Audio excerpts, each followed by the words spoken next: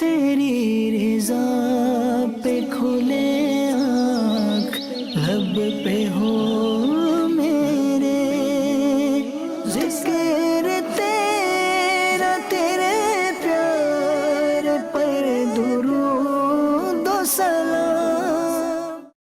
الحمدللہ رب العالمین والصلاة والسلام علی سید الانبیاء والمرسلین، اما بعد فاعوذ باللہ من الشیطان الرجیم، بسم اللہ الرحمن الرحیم۔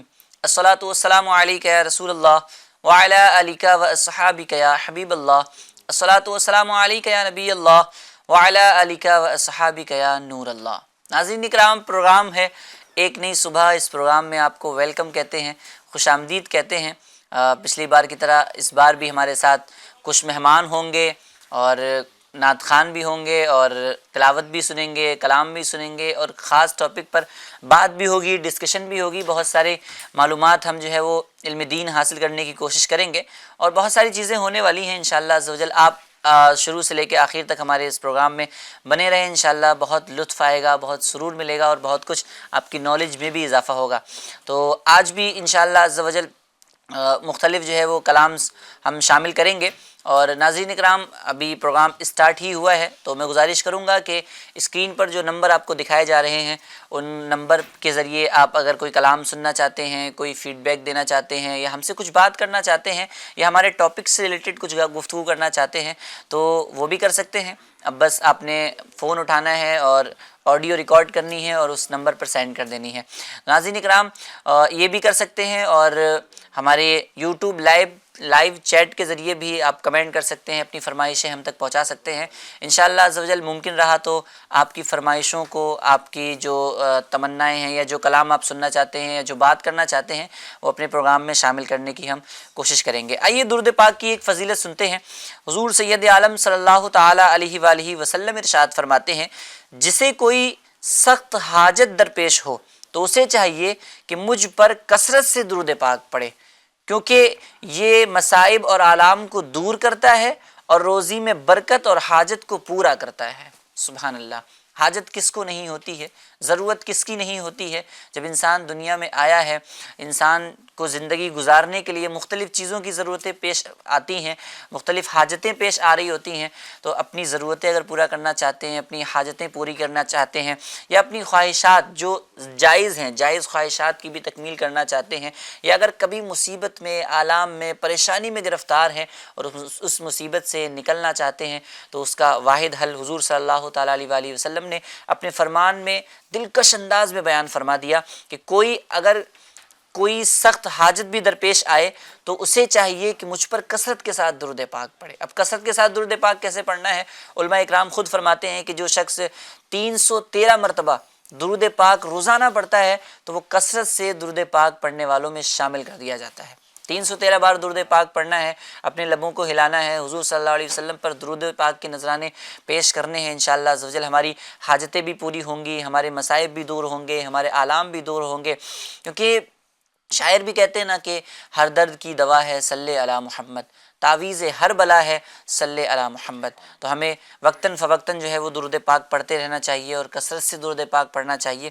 ہم حضور صلی اللہ تعالیٰ علیہ وسلم کے امتی ہیں، حضور سے بے حد محبت کرتے ہیں، بے انتہا بے لوث محبت کرتے ہیں، تو محبت کا تقاضا بھی یہی ہے کہ اپنے محبوب کو زیادہ سے زیادہ یاد کیا جائے۔ تو حضور صلی اللہ تعالیٰ علیہ وسلم پر کثرت کے ساتھ درود پاک پڑھیں گے تو تذکرہ حضور صلی اللہ تعالیٰ علیہ وسلم کا بھی ہوتا رہے گا۔ ہمارے ساتھ بہت سارے مہمان تشریف فرما ہیں۔ ہمارے ساتھ میرے دل کی جانب جو ہے وہ مظفر بھائی تشریف فرمائے۔ کیسے مظفر بھائی؟ خیریت؟ الحمدللہ علی کل حال۔ ماشاء اللہ۔ ہمارے بڑے پیارے نعت خواں جو ہے وہ الطاف بھائی بھی تشریف فرمائے۔ کیسے الطاف بھائی؟ آج بھی سنائیں گے کلام؟ ماشاء اللہ۔ اللہ تبارک و تعالیٰ ان کی آواز میں مزید برکت عطا فرمائے۔ اور میرے دائیں جانب بہت معزز مہمان اور دعوت اسلامی انڈیا کے مخلص مبلغ، بہت پرانے مبلغ جو ہے وہ ہمارے ساتھ تشریف فرمائے۔ ہماری خوش قسمتی ہے کہ ہمارے ساتھ حاجی ابو بکر صاحب تشریف فرمائے۔ کیسے حاجی صاحب؟ الحمدللہ۔ آپ کیسے؟ الحمدللہ سب ٹھیک؟ اللہ کا احسان۔ ماشاء اللہ ماشاء اللہ۔ اللہ تبارک و تعالیٰ آپ کی بھی عمر میں بھی مزید اضافہ فرمائے۔ ناظرین اکرام، آئیے چلتے ہیں تلاوت قرآن کی جانب انشاءاللہ، پھر اس کے بعد ہم اپنے ٹاپک کو کنٹینیو کریں گے اور تلاوت قرآن کریم کو سب سے پہلے شامل کرتے ہیں۔ اور جب بھی قرآن پاک کی تلاوت ہو خوب توجہ کے ساتھ، خوب اخلاص کے ساتھ اللہ تبارک و تعالیٰ کا کلام سننے کی سعادت حاصل کیجیے، انشاءاللہ عز و جل بہت ساری برکتیں ہم سب کو نصیب ہوں گی۔ اعوذ باللہ من الشیطان الرجیم،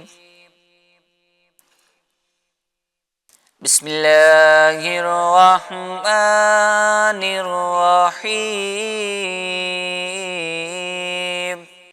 قل اعوذ برب الناس ملک الناس الہ الناس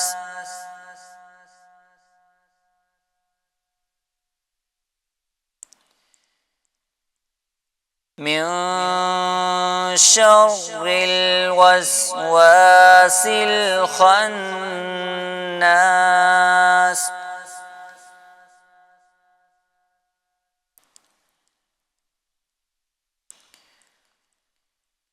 الذي يوسوس في صدور الناس من الجنة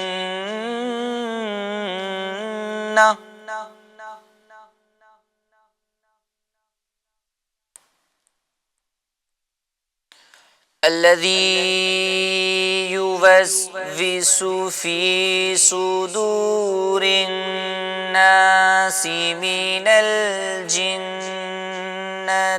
والناس آمنت باللہ صدق اللہ العظیم۔ اللہ تبارک و تعالی ہمیں خوب خوب قرآن کریم پڑھنے اور اس کی باتوں پر سمجھ کر عمل کرنے کی توفیق عطا فرمائے۔ واقعی میں ناظرین، یہ قرآن ایسی واحد کتاب ہے کہ جس کا ثانی نہیں ملتا ہے، جس کے ایک ایک حرف پڑھنے پر جو ہے وہ 10 نیکیوں کی بشارتیں دی جا رہی ہوتی ہیں۔ حضور صلی اللہ تعالیٰ علیہ وآلہ وسلم نے خود ارشاد فرمایا نا کہ خیرکم من تعلم القرآن وعلمہ، کہ تم میں بہترین شخص وہ ہے جو خود قرآن سیکھے اور دوسروں کو سکھائے۔ یعنی دنیا میں سب سے بہترین شخص اسے کہا گیا کہ جو قرآن پڑھتا ہے، دوسروں کو سکھاتا ہے۔ اللہ تبارک و تعالیٰ کی بارگاہ میں دعا ہے کہ ہمیں بھی خوب خوب قرآن پاک پڑھنے اور اس پر عمل کرنے کی توفیق عطا فرمائے۔ ناظرین کرام، تلاوت قرآن کریم آپ نے سماعت کی، انشاءاللہ عز و جل کلام بھی شامل کریں گے، اور اگر آپ فرمائش کرنا چاہتے ہیں کسی کلام کی تو وہ بھی کر سکتے ہیں۔ آئیے کلام کی طرف چلتے ہیں اور کلام کو پروگرام میں شامل کرتے ہیں۔ صلی اللہ علیہ یا رسول اللہ، وسلم علیہ یا حبیب اللہ۔ اٹھی نظر تو ان کے کرم پر ٹھہر گئی،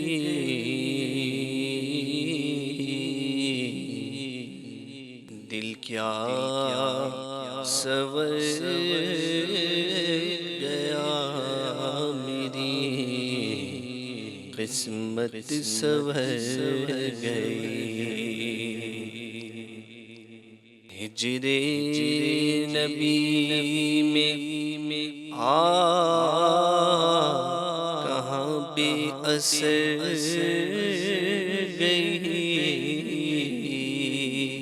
تڑپے جو ہم یہاں تو مدینے خبر گئی۔ صلی اللہ علیہ یا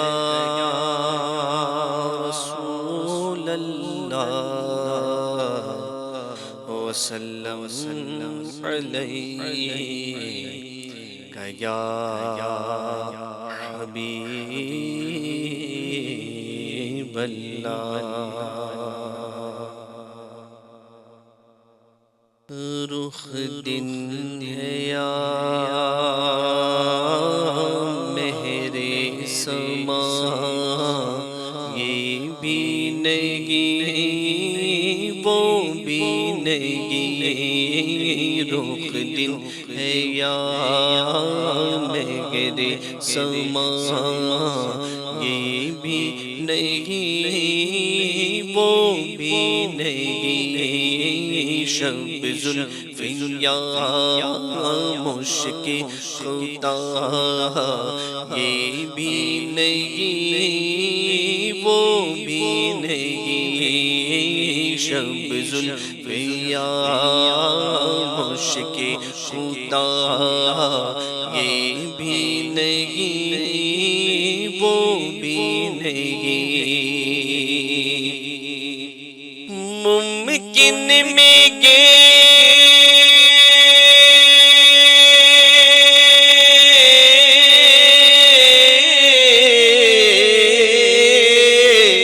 قدرت کہاں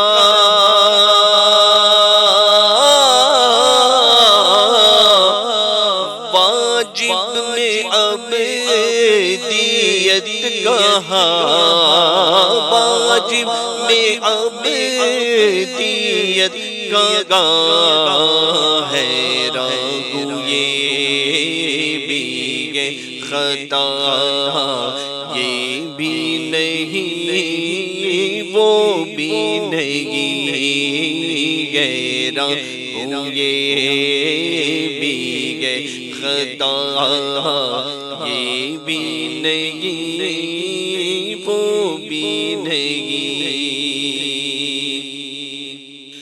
بلبل نے گل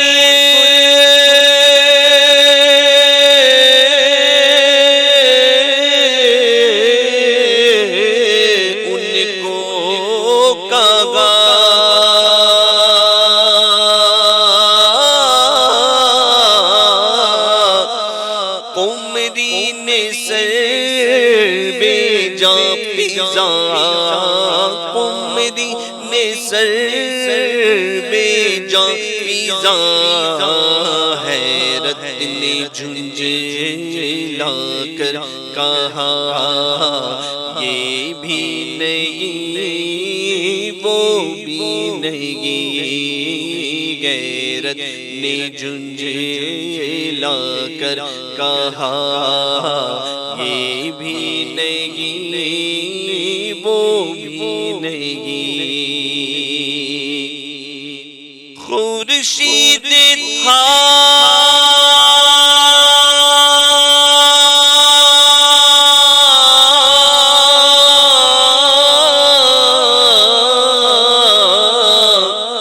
کس زور پر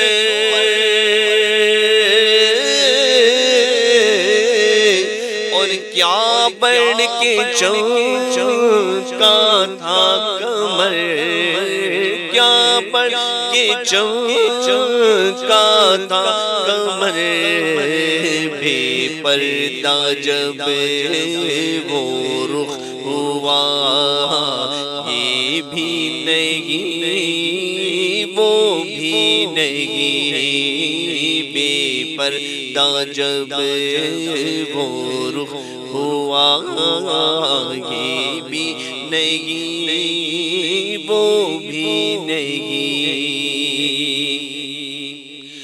ڈر تھا کہ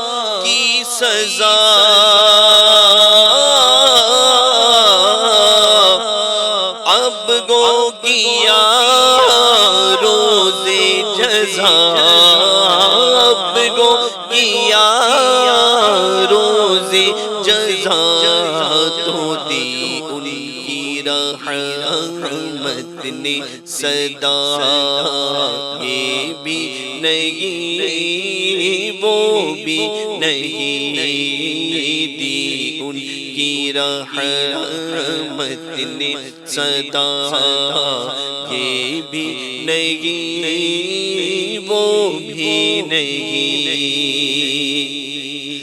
دن لہو میں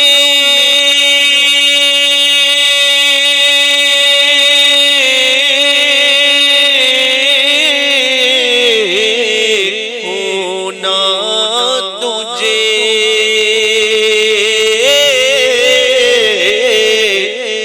شب صبح تک سونا تجھے، شب صبح تک سونا تجھے، شرم نبی خوف خدا یہ بھی نہیں وہ بھی نہیں، شرم نبی خوف خدا یہ بھی نہیں وہ بھی نہیں، ہے بلبلیں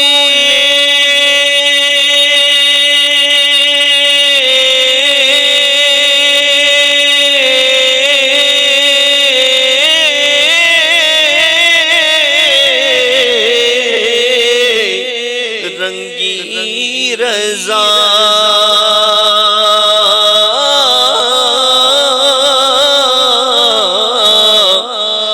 یا طوطیے نغمہ سرا، یا طوطیے نغمہ سرا، حق یہ کی واصف ہے تیرا، حق یہ کی واصف ہے تیرا، یہ بھی نہیں وہ بھی نہیں، حق یہ کی واصف ہے تیرا، یہ بھی نہیں وہ بھی نہیں، رخ دل گیا مہرے سما، یہ بھی نہیں وہ بھی نہیں۔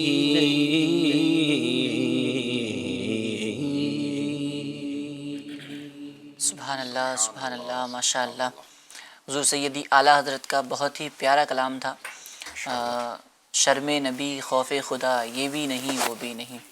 دن رات گناہوں میں بندہ گزار رہا ہوتا ہے، بسر کر رہا ہوتا ہے، نہ نمازوں کا پتہ ہے نہ روزوں کا پتہ ہے، رمضان میں روزے کس طریقے سے گزارے، رمضان کس طریقے سے گزارا، شب و روز کس طریقے سے گزر رہے ہیں۔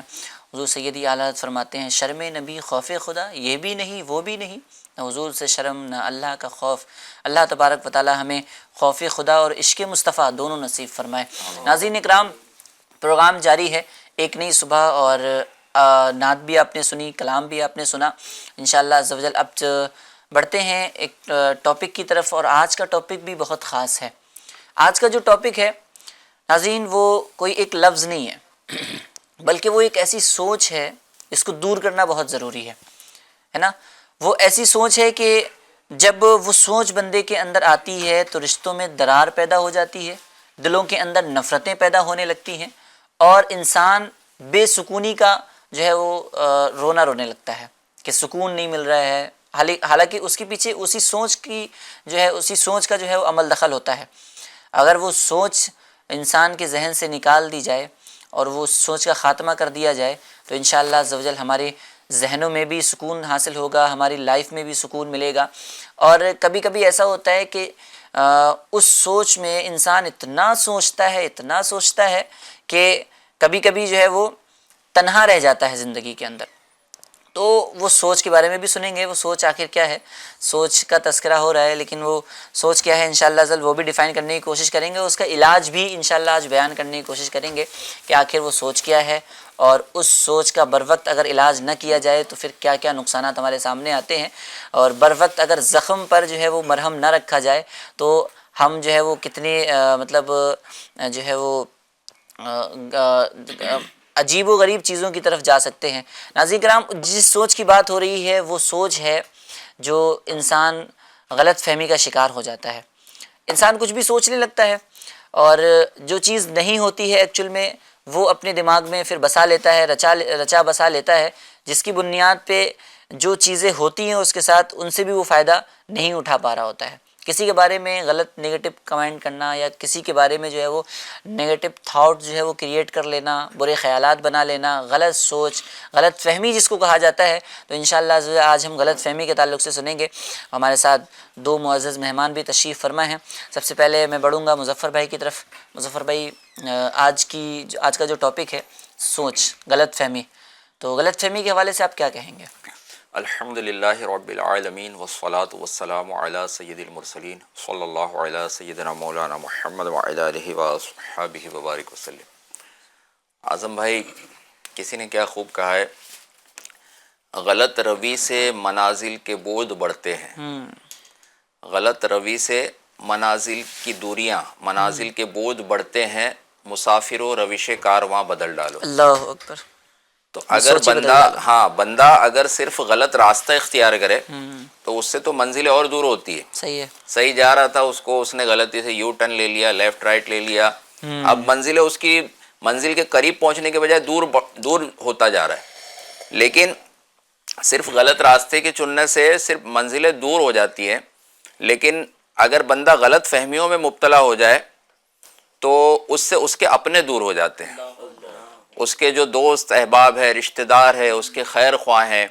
اور بعض اوقات بندہ غلط فہمی صرف کسی قول کے بارے میں اس کو غلط فہمی ہو جاتی ہے، کسی فعل کے بارے میں غلط فہمی ہو جاتی ہے، اور کبھی کبھی پورے بندے کی پوری ذات کے بارے میں بندہ غلط فہمی اختیار کر لیتا ہے اور ڈیسیجن پر پہنچتا ہے۔ اس لیے کہا بھی جاتا ہے ڈونٹ جمپ ٹو کنکلوژنس، بہت جلدی کسی کے بارے میں نا کوئی رائے نہ قائم کرے آدمی جب تک ایک عرصہ گزرے نہیں اور اس کے ساتھ سفر نہ کرے، کافی اس کا مشاہدہ نہ کرے۔ جب کوئی ایسا کر لے، کافی دیر تک اس کو آبزرو کیا ہے، تب پھر اس کے بارے میں کوئی رائے قائم کرنی چاہیے۔ یعنی دلائل بھی ہونے چاہیے نا۔ بندہ غلط فہمی میں کیا ہوتا ہے، بغیر دلیل کے بندہ بات کر رہا ہوتا ہے سامنے۔ یعنی ابھی آپ سوچیں ہیں، سوچ کتنی چھوٹی سی چیز ہے نا۔ جی، غلط فہمی کسی کے بارے میں قائم کر لی تو بہت چھوٹی سی چیز ہے، لیکن بڑے سے بڑے طوفان زندگی میں لے آتی ہے، صحیح، رشتوں میں درار پیدا ہو جا رہی ہے۔ جی۔ اب اس کو اس بات سے سمجھے، ایک حکایت جو ہے اس بارے میں کہ ایک ٹیچر نے جو ہے وہ بچوں کو پڑھا رہی تھی اسکول میں، چھوٹی عمر کے بچے تھے، تو میتھس کی ٹیچر تھی، اس نے پریکٹیکل سمجھانے کے لیے بچوں کو ایک بچے سے سوال کیا کہ بیٹا میں اگر آپ کو ایک سیب دوں، پھر کچھ دیر کے بعد ایک اور سیب دوں، پھر کچھ دیر کے بعد ایک اور سیب دوں، صحیح ہے، 3 سیب، تو اب آپ کے پاس کتنے سیب ہو جائیں گے؟ تو بچہ اس نے غور سے سنا بھی، انگلیوں پر کاؤنٹ بھی کیا، 1 2 3، اور پھر وہ جواب دیتا ہے میرے پاس 4 سیب ہو جائیں گے۔ اچھا، ابھی ٹیچر فوراً اب وہ کنکلوژن کی طرف آ رہی ہے ٹیچر، اور یہ سوچ رہی ہے، اچھا سوچنے میں اس کا بھی ایک پازیٹیو انداز ہے، وہ یہ بھی سوچ رہی ہے کہ کہیں میں تو سمجھانے میں ناکام نہیں ہو گئی۔ صحیح ہے۔ آج تو بندہ صرف سامنے والے کے اوپر ہی ڈال رہا ہے، بات ہوتی ہے نا، آپ سمجھ نہیں رہے ہو، آپ سمجھ نہیں بھائی میں جو بتا رہا ہوں نا آپ سمجھ نہیں رہے ہو۔ اس کا انداز بڑا اچھا پچھلے سلسلوں میں حاجی صاحب نے بھی بتایا تھا، یوں کہ میں آپ کو سمجھا نہیں پا رہا ہوں، صحیح ہے، ہاں، میں آپ کو سمجھا پایا کیا، میں آپ کو سمجھا پانے میں کامیاب ہوا؟ تو ٹیچر پہلے تو وہ اپنے اوپر لیتی ہے کہ شاید میں نے اتنے اچھے انداز سے کوشش کی لیکن میں اس بچے کو سوال سمجھا پانے میں ناکام ہو گئی، یا پھر واقعی یہ بندہ، اس کا ذہن جو ہے بڑا، مطلب یہ کن ذہن ہے، تیز اس کا ذہن نہیں چل رہا، اتنا آسان سوال اس کا جواب نہیں دے پا رہا ہے، لیکن پھر وہ کوشش کرتی ہے کہ اب اور اس کو آسان کر کے اور کسی دوسری مثال کے ذریعے اس کو سمجھاتی ہوں اور پوچھتی ہوں۔ پھر وہ پوچھتی ہے بیٹا اچھا میں اگر آپ کو ایک بنانا دوں، ایک کیلا دوں، پھر تھوڑی دیر بعد ایک اور کیلا دوں، پھر ایک اور کیلا دوں، اب آپ کے پاس کتنے کیلے ہو جائیں گے؟ اب وہ بچہ کاؤنٹنگ کرنے لگتا ہے، اچھا، اور پھر کہتا ہے میرے پاس 3 کیلے ہو جائیں گے، 3 بنانا۔ اب اس کو جواب صحیح ملا، یہ سمجھ بھی آئے کہ بچہ سمجھ بوجھ اس کے اندر تو ہے، کاؤنٹنگ تو کر رہا ہے، تو پھر وہ پچھلے سوال پر لے جاتی ہے، اچھا وہی سوال جو میں نے سیب کا کہا تھا میں پھر سے کرتی ہوں کہ 1 سیب دوں، پھر 1 سیب دوں، پھر 1 سیب دوں، اب کتنے سیب ہو جائیں گے؟ وہ پھر کاؤنٹ کر کے کہتا ہے کہ 4 سیب ہو جائیں گے۔ اللہ، اب اس کو تھوڑا غصہ آ جاتا ہے کہ مطلب کاؤنٹنگ میں دوسرا سوال جب چینج کر کے، مثال میں نے چینج کر کے دی تو اس نے صحیح جواب دیا، اب سیب کا پھر سے سوال کیا تو پھر یہ غلط جواب دے رہا ہے، تو آخر اس کو تھوڑا ڈانٹتے ہوئے اور تھوڑا سمجھاتے ہوئے کہ بیٹا یہ کیا بات ہے، تم سیب کے معاملے میں کیوں نہیں سمجھ پا رہے ہو، اور آخر یہ جب میں نے 3 سیب دیے تو تمہارے پاس 4 سیب کیسے ہو جائیں گے؟ تو وہ اس کا جواب اور گویا اپنا اس کا راز جو ہے وہ ظاہر کرتا ہے کہ دراصل میری والدہ نے، میری امی نے آج مجھے جو ہے نا ٹفن میں ایک سیب دیا ہے، اچھا، اور آپ سیب کی گفتگو کریں تو ایک سیب تو میرے پاس پہلے سے موجود ہے، اللہ اکبر، تو آپ نے جو ایک ایک کر کے 3 سیب دیے تو میرا سیب ملا کے 4 سیب ہو جائیں گے. میں یہی جواب دے رہا تھا. صحیح ہے، صحیح آپ کا صحیح. پوچھنا بھی یہی تھا کہ آپ کے پاس کتنے ہو جائیں ہو جائیں گے گے سیب؟ تو اس کو ملا کر کے 4 ہو جائیں گے. اچھا حاجی صاحب، بتا رہا سیب تھا. سے یاد آیا کہ جی. وہ ایک اور اسٹوری بھی ہے اس پہ کہ ایک بچہ تھا، اس کے ہاتھ میں 2 سیب تھے، ایک لیفٹ ہاتھ میں اور ایک رائٹ ہاتھ میں. 2 سیب اس کے ہاتھ میں تھے اور سامنے والد صاحب کھڑے ہوئے تھے. والد صاحب نے دیکھا اس کے پاس 2 سیب ہیں تو والد صاحب نے کہا ایک سیب مجھے دے دو. اب جیسے ہی والد صاحب نے مانگا، اس بچے نے پکڑ کے فوراً اس کو جو ہے نا وہ ایک بائٹ لی، اس کی کھا لیا، اس کو تھوڑا سا کھایا. اور پھر جو ہے نا وہ اس کو یہ مطلب والد صاحب کو یہ بات ناگوار گزری. تو جیسے ہی اس نے دیکھا نا کہ ایک سیب کھا لیا، پھر دوبارہ سے مانگا کہ بیٹا ایک سیب مجھے دے دو. تو دوبارہ سے جیسے ہی کہا پھر اس نے دوسرا سیب لیا، وہ بھی کھا لیا. یعنی اس کو یوں لگا کہ میرا بچہ ہے، میں اس سے اپنے بچے سے میں اپنی چیز مانگ رہا ہوں اور یہ مجھے نہیں دے رہا ہے، اور مطلب کھانے کی کوشش کر رہا ہے کافی.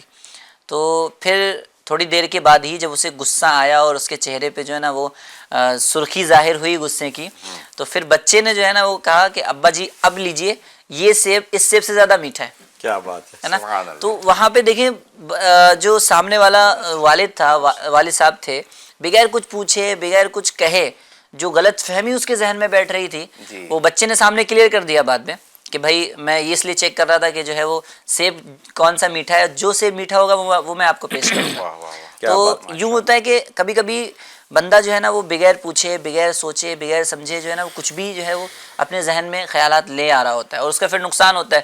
کچھ غلط سوچ لے لگتا ہے تو پھر جو ہے وہ اس کے نقصانات بھی سامنے ظاہر ہو رہے ہوتے ہیں. والد اگر حسن ظن رکھتے کہ میرا بیٹا کیا کر رہا ہے، میں دیکھوں تو صحیح. آخر صحیح ہے. تو دونوں میں سے جو زیادہ میٹھا تھا وہ اپنے باپ کو پیش کرنا چاہتا تھا بچہ. سبحان اللہ. بچے کی بھی محبت اچھا والد اس سے. میں ہوتا ہے نا کبھی کبھی حاجی صاحب بندہ بہت اچھا کرنا چاہ رہا ہوتا ہے کبھی کبھی نا، غلط فہمی کی وجہ سے وہ ساری چیز جو مطلب سامنے والے کے لیے محبتوں کا اظہار کرنے کے لیے کچھ کوشش کر رہا ہے یا کوئی بھی چیز کرنے جا رہا ہے اس کے لیے، لیکن سامنے والے کے ذہن میں غلط فہمی ہے. اب اس کی ہر چیز اس کو ناگواری لگے گی. اب چاہے وہ محبتوں کا اظہار کرے یا کچھ بھی اس کے لیے اچھا کرے، اس کو برا ہی لگ رہا ہوتا ہے. جی اچھا، یہ نقصان ہوتا بھی کیوں ہے کہ ہم جج کرنے میں، فیصلہ کرنے میں بہت جلدی کر لیتے ہیں. اگر ہم ٹھہر کر تھوڑا دیکھیں نا، اور جس کے اندر ایک سمجھایا بھی گیا ہے کہ بندہ جو ہے نا عالی ظرف ہونا چاہیے.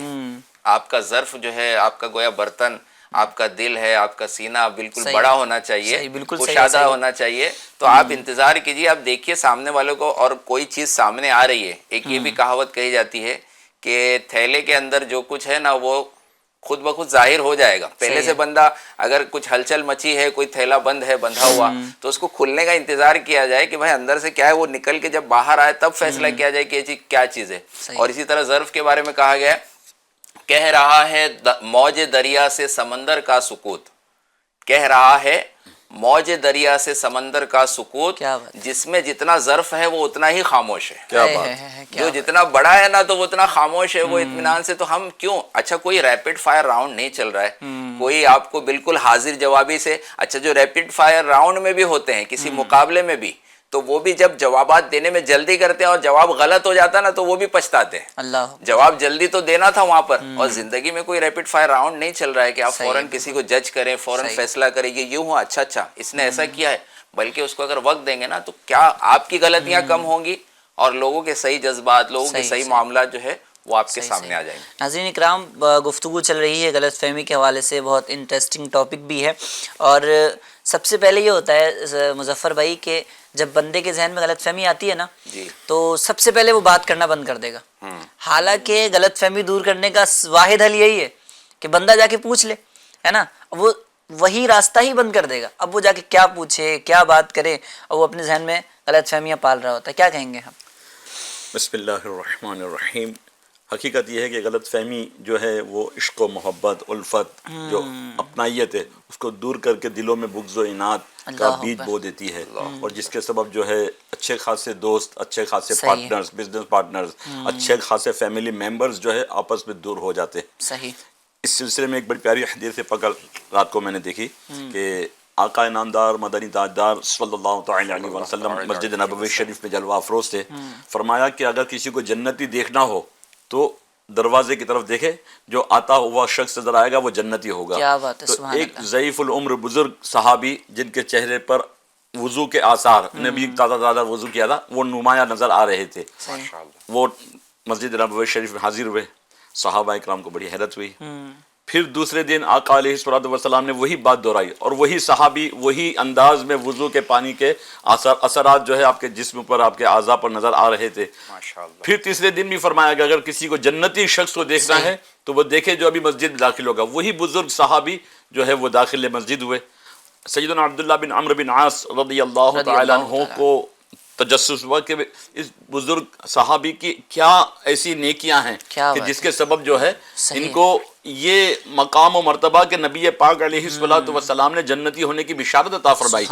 انہوں نے جا کر ان بزرگ صحابی سے عرض کی کہ مجھے آپ کے یہاں مہمان بنا سکتے ہیں؟ تو انہوں نے کہا کیوں نہیں. 3 دن کے لیے مہمان بنے. اب رات کا وقت ہوا، کھانے کے بعد استراحت کا وقت آیا. وہ صحابی عبداللہ بن عمرو بن عاص کہتے ہیں کہ میں یوں ہی جھوٹ موٹ سو گیا، لیٹ گیا کہ دیکھوں کہ آخری رات کے کیا کیا ان کے معمولات ہیں، کیا کیا اعمال کرتے ہیں. لیکن پوری رات بدستور وہ سوتے رہے. تہجد میں، فجر میں جو اٹھنا تھا، نماز کے معمولات تھے وہ انہوں نے پورے کیے. 3 راتیں اسی طرح گزار دی.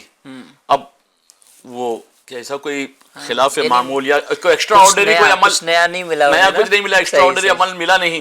وہ جانے لگے. پھر کہا کہ میں آیا اس لیے تھا کہ آقا علیہ الصلوۃ والسلام نے آپ کو 3 مرتبہ آپ کے آنے سے پہلے بشارت دی کہ کسی جنتی کو دیکھنا ہو تو اسے دیکھ لیں. تو آپ نے فرمایا کہ آپ کی تشویش کو دور نہ کر دوں. آپ جو تشویش کے ساتھ جا رہے 3 دن تو میرے یہاں سٹے کیا، میرے مہمان بنے، اور جس کو تم تلاش کرنا چاہتے تھے نا، میرا یہ سینہ ہے، یہ میرا سینہ بغض و کینہ سے بالکل مومنوں سے پاک ہے. سبحان اللہ. جس کے سبب نبی پاک علیہ الصلوۃ والسلام نے جنتی ہونے کی بشارت دی. کیا بات ہے. تو اب یہ بغض و کینہ جو ہے وہ گھر کر رہا ہے اسی مس انڈرسٹینڈنگ کی وجہ سے، غلط فہمیوں کی وجہ سے. کسی نے یہاں پہ دیکھیں نا حاجی صاحب، معذرت، وہ جو آپ نے ابھی حدیث بیان کی، روایت بیان کی، تو اس کے اندر جو انہوں نے کہا نا کہ میں آپ کی غلط فہمی دور نہ کر دوں، کیا مطلب صحابہ اکرام کے انداز بھی نرالے ہوا کرتے تھے. اگر کسی کو ہے غلط فہمی کسی کے تعلق سے تو فوراً جو ہے وہ مس انڈرسٹینڈنگ کلیئر ہونی چاہیے، وہ فوراً جو ہے نا آپ کی غلط فہمی کو دور کرنا چاہیے. ماشاء اللہ انداز بڑا پیارا ہے، بڑا پیارا انداز. صحابہ مطلب ایک دوسرے کو سمجھتے تھے کہ کیا ان کا مطلب مقصد ہوگا، کس لیے آئے ہیں، کس لیے مہمان بنے ہیں. یہی چیز اگر ہمارے یہاں ہو جائے تو پہلے تو یہ بولیں گے تمہیں سوچ کیسے لیا میرے بارے میں ایسا، ہے نا، میرے بارے میں ایسا خیال کر لیا تم نے. تو بہت ساری پھر پہلے تو نگیٹو باتیں ہوں گی، پھر جا کے وہ تسلی والا پھر وہ ماحول بنے گا. اعظم مدنی صاحب، ایک بڑی پیاری فرضی حکایت بنائی گئی ہے جی کہ ایک صاحب کے والد صاحب جو ہے ناصر صاحب تھے، ان کے والد صاحب علیل ہوئے اور ڈاکٹرز نے مہنگی دوائیاں ادویات جو ہے وہ لکھ کر دی. اب ان کے پاس اتنی رقم تھی نہیں کہ والد صاحب کے لیے وہ دوائیاں وغیرہ خرید کر لا سکے. تو انہوں نے اپنے حسن نام کے دوست، جو بہت قریبی دوست اور بہت زیادہ بے تکلفی والے دوست تھے، اور کئی مرتبہ ان کی یہ مالی مدد کر چکے تھے، ان کے وقت پر بھی یہ انہوں نے ساتھ دیا تھا. ان کو فون کیا کہ بھائی حسن بھائی، میرے والد صاحب علیل ہیں اور دوائیوں کے لیے بھی میرے پاس رقم نہیں ہے. تو کہا بھائی فکر نہ کرو، میں ہوں نا، بس تھوڑا سا وقت دیجئے. اب کچھ دیر کے بعد دیکھا کہ ان کا فون نہیں آیا، تو اب ان کو دوبارہ فون ملایا. اب فون پہ فون لگاتے چلے جا رہے، ان کا سوئچ آف آ رہا ہے، موبائل مسلسل سوئچ آف آ رہا ہے. یہ ناصر صاحب نے سوچا کہ یہ صرف نام کے دوست ہیں، جب ضرورت پڑی، وقت آیا زندگی میں پہلی مرتبہ میں نے کبھی کچھ مدد کے لیے ان کو کہا تو انہوں نے موبائل ہی بند کر دیا. اب کوئی جواب ہی نہیں دے رہے. کافی دیر کے بعد مایوس ہو کر والد صاحب کی علالت کو دیکھتے ہوئے کہ والد صاحب کا علاج تو کرانا ہے، تو کہیں اور دوستوں کے بعد، رشتہ داروں کے بعد چلے کہ کہیں سے مدد مل جائے اور میں اپنے والد کے لیے دوائیاں لا کر کے ان کی صحت یابی کا سامان کروں. لیکن ایک اچھا خاصا وقت بھٹکتے ہوئے گھر لوٹ آئے بوجھل قدموں کے ساتھ، کسی سے کوئی مدد نہ مل سکی. جب گھر آئے تو کیا دیکھتے ہیں کہ والد صاحب سکون کی نیند سوئے ہوئے ہیں اور ان کے سرہانے جو ہے وہ دوائیوں کا پیکٹ رکھا ہوا ہے. چھوٹے بھائی سے پوچھا کہ بھائی یہ دوائیاں کیسے آئیں، اور والد صاحب کیسے بالکل اطمینان کی نیند سو رہے. जबकि उनको बड़ी घबराहट थी, हाँ, बेचैनी सही थी, है, सही। बेकरारी थी और अजीब सी कैफियत थी जो हमसे देखी नहीं जा रही थी। कहा कि वो आपके जो दोस्त है नासिर, अब हसन भाई, उन्होंने जो है आकर के मुझसे कहा कि आपके भाई ने मुझे फ़ोन किया था, कुछ दवाई की पर्ची वगैरह डॉक्टर ने लिख कर दिए। कहा हाँ ये है। मैं जाकर उन्होंने जाकर प्रिस्क्रिप्शन लिया और मेडिकल स्टोर से लाकर दवाइयाँ दी। वालिद साहब ने दवाइयाँ खाने के बाद सुकून और करार पाया और ये इत्मीनान से सो गए हैं। अब फिर उनको फ़ोन लगा रहे, फिर भी उनका मोबाइल बंद आ रहा है। अच्छा। ये दवाइयाँ देकर चले गए, इसके बाद भी मोबाइल क्यों बंद आ रहा है? सही है। अब जाकर बड़े दूर रहते थे वो, तो हसन साहब के घर, अपने दोस्त के घर गए, दस्तक दी, कहा भाई आपने ये इतनी मदद कर दी लेकिन मोबाइल क्यों बंद कर रखा है? कहा मेरे भाई दरअसल आपने न जाने कितनी मरतबा मेरी माली मदद की, मुझे वक्त पर मेरे काम आए। आज मेरे पास ये रकम न थी कि मैं आपको पेश कर सकूं, मैंने सोचा कि मेरा मोबाइल है, मैं इसी को क्यों ना बेच दूं। अल्लाह अकबर, अल्लाह। तो मैंने वो मोबाइल जाकर बेच दिया और उससे जो रकम आई जाकर आपके वालिद साहब की दवाइयाँ लेकर आकर मैंने पेश कर दी। अल्लाह अल्लाह अल्लाह। अब पहली मर्तबा तो यही जहन में उसके आ रहा था नासिर साहब के कि मेरे दोस्त ने किसी ने मदद नहीं की मेरी, कोई मदद नहीं की, गलतफहमी के शिकार हो गए, मिसअंडरस्टैंडिंग का ऐसा बोझ सर पर आ गया कि कोई दोस्त किसी का नहीं है, आज दुनिया में कोई किसी का नहीं है। तो ये अगर थोड़ा सा तहम्मुल होता, जैसे आपने भी फरमाया, मुजफ्फर साहब ने भी फरमाया कि अगर उन्हें बिल्कुल उजलत में हम फैसला ना करें और थोड़ा वक्त दें तो हकीकत हाल सामने आ जाता है। वरना जी साहब ये जो हुआ, और इसमें जब गलतफहमी टूटती है ना बंदे की, तो कभी कभी ना पहले से ज्यादा मोहब्बत होने लगती है जी। ऐसी चीजें सामने आती हैं कि यार ये बंदा मेरे बारे में ये सोच रहा था, मैं तो इसके बारे में कुछ भी ज़हन बना के रखा हुआ था। तो मतलब जब गलतफहमी टूटती है, जब बंदा बात करता है, जब वो मतलब असबाब अपनाता है जिससे गलतफहमियां जो है वो दूर हो रही होती हैं, तो मोहब्बतों में और मजीद इजाफा हो जाता है पहले से ज़्यादा। बिल्कुल बिल्कुल। ये सब कुछ कन्वर्जेशन में अगर हम लगे रहें, कम्युनिकेशन हमारा मजबूत रहे, अगर ये गैप आ गया, जैसे आपने फरमाया कि अगर हम क्या करते हैं गलतफहमी के होने की वजह से अब उससे कनेक्शन ही बंद कर देते हैं। बाज़ औक़ात हम उसको जो है वो उससे मोबाइल में होता है वो ब्लॉक कर देते हैं। हाँ, वो बेचारे फोन कर रहे हैं, हमारा मोबाइल रीचेबल ही नहीं, हम उससे मतलब कता ताल्लुकी का ज़हन बना लेते हैं कि हमारा ये दोस्त है ही नहीं हकीकत में हमारी मदद के लिए, हमारी ज़रूरत के लिए, या फिर मेरे बारे में इस तरीके से वो ख्याल रखता है, किसी ने आकर हाथ सीधे बता दिया, तो यूं भी जो है वो गलत फहमियां बढ़ जाती हैं। इसी तरीके से और कुछ मिसालें हैं, जैसे कि तालिब इल्म है, स्टूडेंट है, सही, अब उस्ताद ने उसे पढ़ाया, अब वो उसे सबक याद ना कर सका, उसको सुना ना सका, तो उस्ताद को चाहिए कि ये गुमान करे कि हो सकता है कि मैं इसे समझाने में कमा कहूँ कामयाब ना हो सका, मैं उसको सही तरीके से उसको उसके दिलो दिमाग तक वो बात सबक पहुंचा ना सका। ऐसा भी होता है क्लास में जो है वो एक बच्चा तो होता नहीं है, 10 15 20 बच्चे होते हैं, और उस्ताद का समझाने का अंदाज अक्सर जो होता है वो सेम होता है। तो कभी जो छोटे बच्चे होते हैं जो जहन के एतबार से कम होते हैं तो वो नहीं समझ पा रहे होते हैं, या जो आला लेवल के भी होते हैं कभी कभी वो भी नहीं समझ पा रहे होते। तो ये बड़ी प्यारी बात कही कि अगर बंदा ये सोचने लग जाए ना कि मैंने इसको बताया है और समझाने में शायद मैं नहीं समझा पाया हूँ, दोबारा से कोशिश करे बंदा, तो इंशाल्लाह सारी चीज़ें क्लियर हो सकता है कि घर में इसके कोई टेंशन हो जिसकी वजह से वो जहनी तौर पर जो है वो उलझा हुआ हो, या हो सकता है ये बीमार हुआ हो जिसकी वजह से ये, तो अगर पॉजिटिव थिंकिंग होगी, मिसअंडरस्टैंडिंग्स को दूर किया जाएगा, या फिर अपने आप को उसका यूं कहा जाए कि मतलब अपने आप पर वो गौर करेगा, तो इंशाअल्लाहुल करीम इसका हल निकलेगा। इसी तरीके से सास ने बहू से कहा कि ये मेरा काम कर दो, अब बहू ने वो नहीं किया, अब बहू के बारे में ये गलत फहमी घर कर जाती कि बड़ी बदतमीज है, बेअदब है, बड़ी मुती और फरमाबरदार नहीं है, मेरी बात नहीं मानती, अपनी मनमानी करती है, और जब भी कुछ कहो तो ये मुंह चढ़ा लेती है, या मतलब इस तरह मतलब जवाब नहीं देती। अरे ये भी तो गुमान किया जा सकता है कि उसके सर में दर्द होगा, पेट में तकलीफ होगी, या बच्चे को दूध पिलाना होगा, या घर के किसी और काम की वजह से वो भूल गई होगी। थोड़ा सा हम भी तो, वो भी इंसान है, बशर है, और इन्हें आम इंसानों के लिए कहा गया कि आम इंसान जो है खताओं का पुतला है, तो गलतियां खताएं हम जैसे लोगों से होती है, अंबिया इकराम अहलुल्लाह तो इससे पाक है, लेकिन हम जैसे इंसानों से गलती होती है।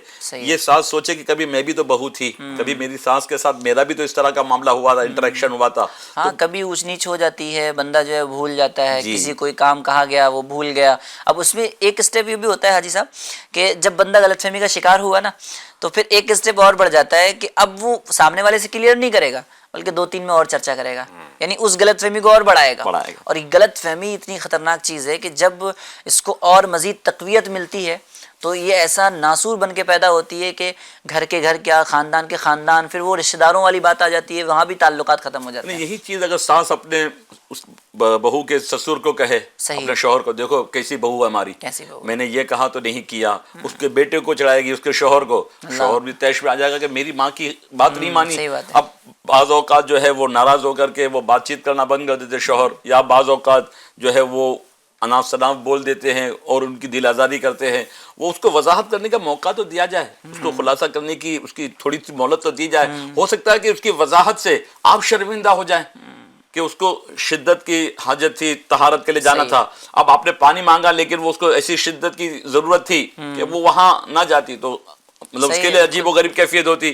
تو اس طریقے سے کچھ نہ کچھ ہم ایک دوسرے کو تالی دو ہاتھ سے بچتی ہے. صحیح ہے. اگر ہم تھوڑا سا ٹالریٹ کر لیں، تھوڑا سا وہ برداشت کر لیں، اسی طریقے اس میں سے کیا ہے کہ جب مثبت پہلو ذہن بنا لے گا بندہ کہ بھائی کچھ نہ کچھ مجبوری رہی ہوگی، جی یہ سوچ بنتی ہے نا کہ جب بندہ جو ہے وہ نیگیٹیوٹی نکال کر مثبت انداز کی طرف آتا ہے، اچھے پہلو نکالنے کی طرف آتا ہے، حسن زن کی طرف آتا ہے، تو انشاءاللہ اس میں جو ہے وہ حدیث شریف میں نا ظلم المؤمنین خیر، کیا بات ہے. مومنوں سے اچھا گمان ہی رکھو. جی. اگر یہ گمان اچھا رکھنے کا یہ حدیث شریف پر ہمارا عمل ہو جائے نا تو نہ جانے ہزاروں لاکھوں فتنوں کا یہ سد باب بن سکتا ہے. بڑے پیارے اصول ہمارے دین اسلام نے دیے. کتنا پیارا عمل، ظلم المؤمنین خیرا، مومنوں سے اچھا گمان رکھو. سبحان اللہ. کسی نے جیسے بھی والد صاحب نے ایک بچے سے کہا بیٹا جب آفس سے آؤ تو آتے آتے میرے لیے میری دوائیاں لے کے آنا.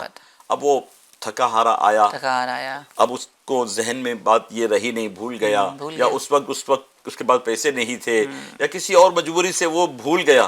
باپ یہ کہے کہ میرا بیٹا ناخلف ہو گیا ہے، بیوی کا ہو گیا ہے، ہمارے بوڑھے ماں باپ کی طرف اس کی توجہ نہیں ہے، میں مر رہا ہوں اور یہ میرے علاج کے لیے 100 200 500 روپے کی دوائیاں یہ نہیں تک لاتا. تو اس طرح اگر اچھے گمان رکھے باپ بیٹا جو ہے وہ صحیح. زیادہ تر گمان یہی ہے کہ ماں باپ کے وہ خدمت گزار ہوتے ہیں، اللہ سوائے جو چند ایسے جن کو ماحول نہیں مل پایا ہے یا دنیاوی اعتبار سے وہ اپنے مشاغل میں ہی مصروف ہیں تو ان کی بات اور ہے، ورنہ ماں باپ کے لیے ابھی بھی لوگوں کے دلوں میں سافٹ جو ہے کارنر ہوتا ہے. تو کوشش کرنی چاہیے کہ ہم اچھے گمان رکھیں اور بدگمانی سے اپنے آپ کو دور رکھیں. صحیح. ناظرین اکرام، غلط فہمی واقعی میں چھوٹی ہو یا بڑی اتنی زہریلی ہوتی ہے کہ وہ سالوں سال کے تعلقات کو خاک میں ملا دیتی ہے. تو غلط فہمی نہیں پالنی چاہیے. ایک اصول میں آپ کو دیتا ہوں، ہمیں یہ سوچنا چاہیے کہ ہر بندہ، ہر انسان چاہے وہ عورت ہو یا مرد ہو، اچھا ہے. ہر انسان اچھا ہے جب تک اس کے متعلق جو ہے وہ غلط بات ثابت نہ ہو جائے. اور غلط فہمیوں سے باتیں ثابت نہیں ہوتی، بس وہ ایک ارادہ بنا لیتا ہے بندہ، ثابت تو کچھ نہیں ہو رہا ہوتا. لیکن جب تک اگر کسی کے بارے میں کوئی غلط بات ثابت نہ ہو جائے جب تک وہ انسان اچھا ہے. لیکن ہمارے یہاں کیا ہوتا ہے کہ ہم نے مائنڈ سیٹ یہی بنا رکھا ہے کہ ہر انسان غلط ہے. اب جب تک اس کی سچائی ثابت نہیں ہو جائے گی جب تک وہ سچا نہیں ہوگا. حالانکہ ہونا یہ چاہیے کہ ہر انسان سچا ہے. جب تک اس کی کوئی برائی ثابت نہیں ہو جاتی جب تک ہمیں برا نہیں کہنا چاہیے، اور کہنے کی اجازت بھی نہیں ہے. لیکن مائنڈ سیٹ یہ بنا رکھا ہے کہ اگر کسی اجنبی شخص کو دیکھا، یار اجنبی ہے پتہ نہیں کیسا ہوگا، اور غلط فہمی پال لیتے ہیں نا اس کے تعلق سے کہ بھائی اس کے بارے میں تو یہ سنا تھا، اس کے بارے میں تو یہ سنا تھا، ہے نا. تو پہلے ہی ذہن بن چکا ہوتا ہے بڑا کہ سخت نظر آ رہا ہے، یہ پتہ نہیں کیسے بات کرے گا، کیا کرے گا. صحیح. ہر بندہ اگر یہ ذہن بن جائے نا کہ ہر بندہ اچھا ہے، جب تک اس کی کوئی نیگیٹو بات، جب تک اس کی کوئی منفی بات جو ہے وہ ثابت نہ ہو جائے، جب تک ہر بندہ اچھا ہے. اور ہمیں یہ ذہن نہیں بنانا چاہیے جو ہمارا آج کل بنا ہوا ہے کہ ہر بندہ غلط ہے جب تک وہ اپنی صفائی پیش نہ کرے. اس سے جو نا میں عرض کروں ایک لطیفہ جو ہے اس پہ یاد آیا، جو آپ نے بتایا نا کہ سارے لوگ جو ہے غلط ہے، میں صحیح ہوں اور سارے غلط ہے. تو ایک پاگل خانے میں ایک پاگل سے پوچھا گیا صحیح کہ تم پاگل خانے میں کیسے آ گئے؟ تو کہتا ہے کہ میں جمہوری نظام کی وجہ سے آیا ہوں. اچھا. ہاں، جمہوری نظام، ڈیموکریسی کی وجہ سے، جمہوری نظام میں رائے دینے کا جو سب کو اختیار ہے نا، میں اس وجہ سے آیا ہوں. مجھے یہ کس طرح سے؟ میں کہتا تھا کہ دنیا پاگل ہے اور دنیا کہتی تھی کہ میں پاگل ہوں، تو میرا ووٹ اکیلے رہ گیا اور ان کے سارے ووٹ زیادہ ہو گئے، تو ان کی رائے مان لی گئی، وہ جیت گئے اور مجھے پاگل خانے میں ڈال دیا گیا. یعنی گویا وہ پاگل جو ہے نا یہ اعلان کر رہا ہے کہ جو بندہ ساری دنیا کو غلط کہتا ہے نا تو وہ پھر پاگل خانے کی طرف اس کو جانا ہوگا. وہ صحیح نہیں ہے، وہ درست نہیں ہے، ساری دنیا غلط نہیں ہوگی, اچھے بھی لوگ ہوں گے, یہ بندہ سوچ میں نے جو اپنی غلطی کر رہا ہے. جی میں عرض کر رہا تھا کہ اعلیٰ حضرت امام اہل سنت مجدد دین و ملت نے جو ہے بڑی پیاری ہم کو تعلیم دی ہے, یہی نیگیٹیوٹی اور پازیٹیوٹی کے حوالے سے, کہ اگر کسی نے کوئی جو ہے بات کہی اور اس بات کے 99 پہلو کفر کی طرف جا رہے ہوں اور ایک پہلو صرف ایمان کی طرف آتا ہو, تو آپ فرماتے ہیں کہ اس پہلو کی طرف توجہ کی جائے. اللہ اکبر. یعنی 99 پہلو جا رہے ہیں لیکن اس پر کفر کا فتویٰ نہ لگایا جائے. مفتیان کرام کے لیے یعنی کتنی احتیاط ہے, کتنی احتیاط ہے. تو ہم تو تھوڑی تھوڑی بات میں مس انڈرسٹینڈنگ کر لیتے, تھوڑی تھوڑی باتوں میں یعنی تھوڑا بہت شائبہ ہوتا ہے, اس پہ ہم بدگمانی کا وہ بھی فیصلہ کر بیٹھتے ہیں, فیصلہ کر بیٹھتے ہیں, بس یہ تو غلط ایسا ہی فہمی کی ہوگا. وجہ سے فیصلہ کر لیتے ہیں. اللہ اکبر اللہ اکبر. ناظرین اکرام, غلط فہمی کے متعلق گفتگو چل رہی ہے. آپ بھی اگر کچھ کلام کرنا چاہتے ہیں تو بالکل جو ہے وہ شیئر کر سکتے ہیں. اسکرین پر آپ کو نمبر بھی نظر آ رہا ہوگا, آپ بھی ہم سے بات چیت کر سکتے ہیں, پروگرام میں جوائن ہو سکتے ہیں. اور اگر کچھ کلام کی فرمائش کرنا چاہتے ہیں تو وہ بھی کر سکتے ہیں. انشاءاللہ عز و جل ہم اپنے ٹاپک کو کنٹینیو کریں گے اور میں بڑھوں گا مظفر بھائی کی طرف انشاءاللہ. پھر اس کے اسباب بھی ہوتے ہیں, کچھ ریزنز ہوتے ہیں, کچھ جو ہے نا وہ بیسک وجوہات ہوتی ہیں جن وجوہات کی وجہ سے نا غلط فہمیاں پیدا ہو رہی ہوتی ہیں. اور ظاہر ہے کہ کوئی بھی کام جو ہوتا ہے چاہے چھوٹے سے چھوٹا کام ہو, ایک سوچ ہی تو ہے چھوٹی سی, تو چھوٹے سے چھوٹا کام بھی ہونا وہ بلا وجہ نہیں ہوتا, کوئی نہ کوئی وجہ ضرور ہوتی ہے. ان اسباب کو بھی اگر ختم کیا جائے تو انشاءاللہ اس نگیٹیوٹی کو ہم ختم کرنے میں کامیاب ہو سکتے ہیں. تو میں چاہوں گا مظفر بھائی وہ کون سے اسباب ہوتے ہیں جو غلط فہمی کی طرف لے کر جا رہے ہوتے ہیں بندے کو؟ سب سے پہلے تو جو ہے جو مس انڈرسٹینڈنگ کا معاملہ ہے, حالات اور واقعے کو دیکھ کر ایک غلط نتیجہ نکالنا. تو یہ بعض اوقات اتنا زیادہ ہو جاتا ہے کہ بندہ جب وہ غلط فہمی اس کی جب دور ہوتی ہے اور اتنی جلدی اس نے جو فیصلہ کیا ہے وہ اپنے فیصلے پر پھر پشیمان رہ جاتا ہے. صحیح. زندگی بھر کا بعض اوقات صدمہ ہو جاتا ہے کہ یار میں نے کیا کر دیا, میں نے کیا سوچ لیا اور میں نے کیا کر دیا. ایک حکایت اس طرح کی کہ ایک شخص جو ہے نا جنگل کے کنارے, جنگل کے قریب جو ہے وہ اس کا گھر تھا, اور اس نے اپنے گھر کی حفاظت کے لیے نا ایک کتا رکھا ہوا تھا ساتھ میں, اور بڑا مضبوط جو بڑا اچھا جو ہے وہ کتا تھا اور بہت وفادار تھا. اچھا.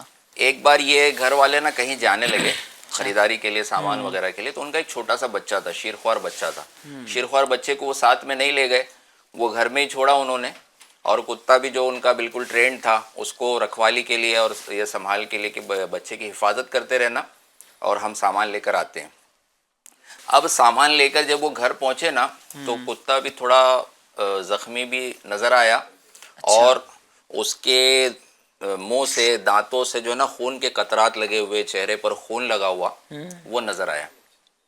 تو اب یہ جیسے ہی انہوں نے دیکھا نا تو یہ سوچا کہ شاید تنہائی میں مطلب تنہائی پا کر جو ہے نا اس کتے نے نا ہمارے اس بچے پر حملہ کر دیا ہوگا اور اس بچے کو چیر پھاڑ دیا ہوگا, مار دیا ہوگا, اور تیش میں آ گیا بالکل. حالانکہ وہ کتا جو وفادار تھا, ابھی انہوں نے زیادہ اندر آگے داخل ہو کر ہی نہیں, باہر سے جیسے نظر آیا کتا جو ہے, اور اس کے چہرے پر اس کے دانتوں پر جو خون وغیرہ لگا دیکھ کر بالکل آپے سے باہر ہو گیا وہ شخص.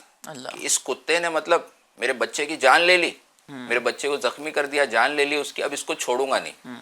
اب وہ چونکہ جنگل کے آس پاس وہ آنا جانا, رائفل وغیرہ جو بھی ان کے پاس ہتھیار تھے, بندوق تھی, وہ اٹھا کر اس نے اس کتے پر فائر کر دیا. اللہ, بغیر تحقیق فائر کر دیا. وہ کتا تھوڑی دیر بعد تڑپ کر جو ہے اس نے دم توڑ دیا. ابھی اندر داخل ہوا, گیا تو دیکھا بچہ تو اطمینان سے سویا ہوا ہے, بچہ زندہ سلامت ہے, اور اس کے قریب ایک وحشی کوئی جانور جو ہے بھیڑیا وغیرہ کوئی جو داخل ہوا تھا وہ مردہ پڑا ہے. تو اس کتے نے اپنی جان پر کھیل کر وہ قریب آ گیا تھا اس بچے کو نقصان پہنچانے, اس کو اٹھا لے جانے, لیکن یہ لڑتا رہا, لڑ کے اس بچے کی اس کتے نے حفاظت کی, اور وہ خون کے جو وہ تھے وہ اس بچے کے نہیں تھے بلکہ اس بھیڑیے سے لڑنے میں اس کو جو ضرب پہنچائے, اس کو جو کاٹا, اس کا خون اس کو لگا ہوا تھا. لیکن اس نے فیصلہ کیا کیا, کتنا غلط فیصلہ, جلد بازی میں کتنی بڑی غلط فہمی, اور اپنے اس وفادار اور احسان, اپنے اس بچے کی جان بچانے والے محسن اس کتے کو, وفادار کتے کو اس نے خود اپنے ہاتھوں سے مار دیا. اللہ, یہ غلط فہمی, بعد میں پچھتاوا کیا ہو سکتا ہے. اتنا احساس ہوتا ہے نا پھر بندے کو کہ کاش کیا کر دیا میں نے, کیا کر دیا. اگر تھوڑا رک جاتا, تھوڑا دیکھ تو لیتا کہ کیا ہوا نہیں ہوا, لیکن یہ غلط فہمیاں کتنی مطلب اس پر لے جاتی ہیں. صحیح صحیح. وہ مطلب کسی کے بارے میں کچھ بھی ہم دیکھ کر ہی بغیر تحقیق کے فیصلہ کر لیتے ہیں تو پھر مسائل ہو رہے ہوتے ہیں. اسی جیسے طرح ابھی کا کوئی ایک واقعہ ایک اور میں نے اسی مثال ملی تھی اچھا. کہ ایک صاحب نے جو ہے وہ مینارہ مسجد کہاں ہے یہ اس طرح پوچھنے کے لیے ان کا حال جو تھا بیچارے مفلوج الحال تھے, بیچارے غریب لگ رہے تھے, تو اب وہ کیا کہہ رہے ہیں اس کی طرف توجہ نہیں, کہا معاف کرو معاف کرو.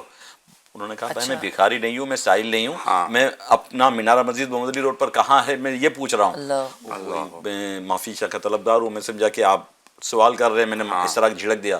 ان کو ایڈریس تو بتا دیا لیکن وہ مبلغ کہتے ہیں کہ آج نہ جانے دسیوں سال گزر گئے, جب جب وہ واقعہ یاد آتا ہے مجھے افسوس ہوتا ہے کہ میں نے کیوں اس طرح اجلت میں غلط فہمی کے شکار ہو کر اس کو یوں مطلب جھڑک دیا. کم از کم صحیح طریقے سے سن لیتا اور اس کو رہنمائی کر دیتا تو آج یہ ندامت نہیں ہوتی. صحیح صحیح. یعنی اکثر غلطی میں, اکثر جلد بازی میں لی گئے فیصلے اکثر غلط ہوتے ہیں, پھر بندے کو افسوس بھی ہو رہا ہوتا ہے, بندے کو پچھتاوا بھی ہو رہا ہوتا ہے, لیکن پھر وہی بات ہے نا کہ اب پچھتائے کیا ہو جب چڑیاں چگ گئیں کھیت.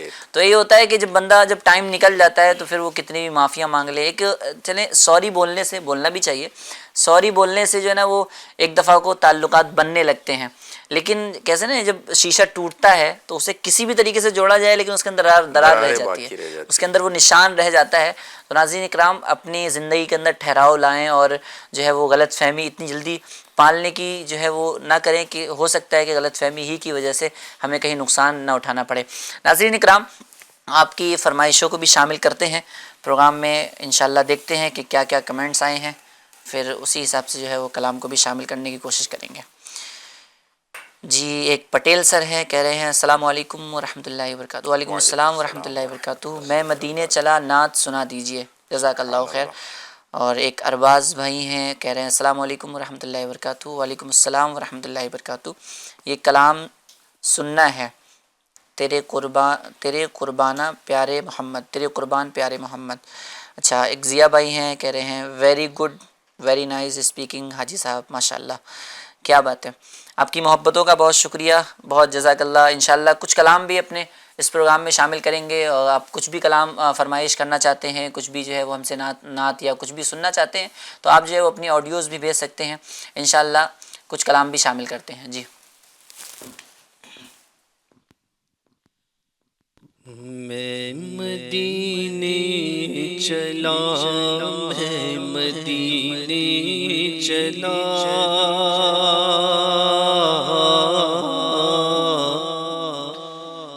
میں مدینے چلا, میں مدینے چلا, میں مدینے چلا, میں مدینے چلا, میں مدینے چلا, میں مدینے چلا, پھر کرم ہو گیا, میں مدینے چلا, پھر کرم ہو گیا, میں مدینے چلا, کیف سا چھا گیا, میں مدینے چلا, کیف سا چھا گیا, میں مدینے چلا, مست و بے خود بنا, میں مدینے چلا, مست و بے خود بنا, میں مدینے چلا. کیا بتاؤں ملی دل کو کیسی خوشی, کیا بتاؤں ملی دل کو کیسی خوشی, کہ جب یہ مژدہ سنا, میں مدینے چلا, جب یہ مژدہ سنا, میں مدینے چلا. اشک تھمتے نہیں, پاؤں جمتے نہیں, اشک تھمتے نہیں, پاؤں جمتے نہیں لڑکھڑاتا ہوا میں مدینے چلا، لڑکھڑاتا ہوا میں مدینے چلا،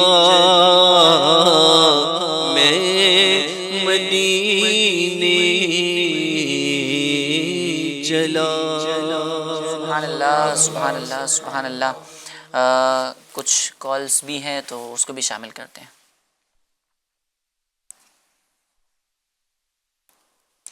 السلام علیکم ورحمۃ اللہ وبرکاتہ۔ وعلیکم السلام ورحمۃ اللہ وبرکاتہ۔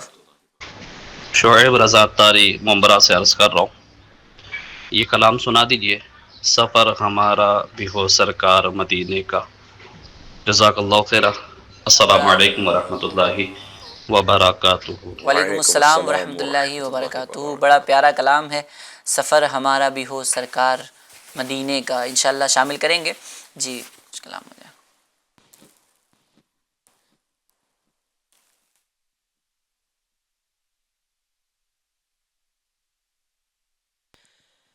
سفر ہمارا بھی سرکار ہو مدینے کا، سفر ہمارا بھی سرکار ہو مدینے کا، یہ التجا ہے کہ دیدار ہو مدینے کا، یہ التجا ہے کہ دیدار ہو مدینے کا، یہ آرزو ہے مدینے کی اب زیارت کو، حضور سارے غلاموں پہ عنایت کو، مدینہ دیکھیں گے غم بھی مدینہ دیکھیں گے، خدا را آقا غلاموں پہ ایسی رحمت ہو، نظر کے سامنے گلزار ہو مدینے کا، نظر کے سامنے گلزار ہو مدینے کا، سفر ہمارا بھی سرکار ہو مدینے کا، یہ التجا ہے کہ دیدار ہو مدینے کا۔ آمین آمین آمین بجاہ النبی الامین۔ انشاءاللہ عز و جل ایک دن کرم ہوگا اور ہم بھی مدینہ شریف کی حاضری کو جائیں گے۔ امید رہنی چاہیے انسان کو، جو ہے وہ لو لگائے رکھنی چاہیے، انشاءاللہ عز و جل ضرور کرم ہوگا۔ اللہ تبارک و تعالی ہمیں بھی جو ہے وہ سنہری جالیوں کے سامنے درود و سلام پڑھنے کی توفیق عطا فرمائے۔ ناظرین اکرام، بات چل رہی تھی غلط فہمی کے حوالے سے، اور غلط فہمی واقعی میں بہت بڑا ناسور بن کے ہمارے سامنے آتی ہے، اور جس سے بہت ساری فسادات جو ہے وہ ہو رہے ہوتے ہیں، ہم دیکھ رہے ہوتے ہیں۔ آخر بات چل رہی تھی اسباب کے حوالے سے، غلط فہمی کے اسباب کس کس طریقے کے ہوتے ہیں، بندہ کیا چیزیں کرتا ہے جس کی وجہ سے وہ غلط فہمی کا شکار ہوتا ہے۔ ایک غلط فہمی کی بڑی وجہ جو ہے نا بدگمانی بھی، بدگمانی۔ جی اچھا، قرآن پاک میں اس سے منع بھی کیا گیا، جیسے ذکر بھی ہوا کہ ایمان والو بہت گمان سے بچو کہ بعض گمان گناہ ہوتے ہیں۔ یعنی جو زیادہ سوچ رہے زیادہ ہوتے ہیں، سوچتا ہے، زیادہ فیصلے سوچتے کرتا ہے، مطلب اوور تھنکنگ بھی کرنے لگتے ہیں جی بہت زیادہ۔ بہت زیادہ، میں اس نے ایسا کیا، اس نے ایسا کہا، کیوں کہا۔ صحیح۔ بعض اوقات لوگ بلکہ ایک طرح کی سمجھ لیجئے نفسیاتی ذہنی بیماری ہو جاتی ہے۔ بعض ایسے لوگ ہیں نا، پھر وہ اپنا سرکل خود کم کرتے جاتے ہیں، یہاں تک کہ بالکل تنہا ہو جاتے ہیں۔ صحیح۔ یعنی آپ یہ عادت ہو جاتی ہے، آپ مجھے دیکھ رہے ہیں، کیوں دیکھ رہے ہیں، کیا ہوا۔ بعض ایسے عوام میں بھی ایسے نظر آتے ہیں، اور وہ پھر لوگ ہیں نا ان کو بالکل خبتی سمجھ لیتے ہیں، بھائی ان کا کچھ الگ معاملہ، ان سے کوئی بات بھی نہ کرے، کوئی قریب بھی نہ جائے۔ کیوں دیکھ رہے ہو، کیوں مسکرائے مجھے دیکھ کر، یعنی ہر مذاق، چیز پہ ہاں comment۔ مذاق، میں میرا کیا مذاق جوکر- اڑا رہے میں کیا جوکر لگتا ہوں؟ جوکر ہوں میں، اللہ اکبر۔ مجھے دیکھا آپ نے اچھا ہنسے نا، مجھے دیکھ کر ہنسے، اچھا کیوں یہ ہنسے؟ بعض اوقات یہ تو سامنے بولنے لگتا ہے تو یہ تو پھر اعلان اعلان جو ایک طرح سے اپنے مرض کا جو اعلان کر رہا ہے، جو لوگ نہیں بولتے تو وہ دل میں جما کے رکھ رہے ہیں، یہ ہنسا ہے۔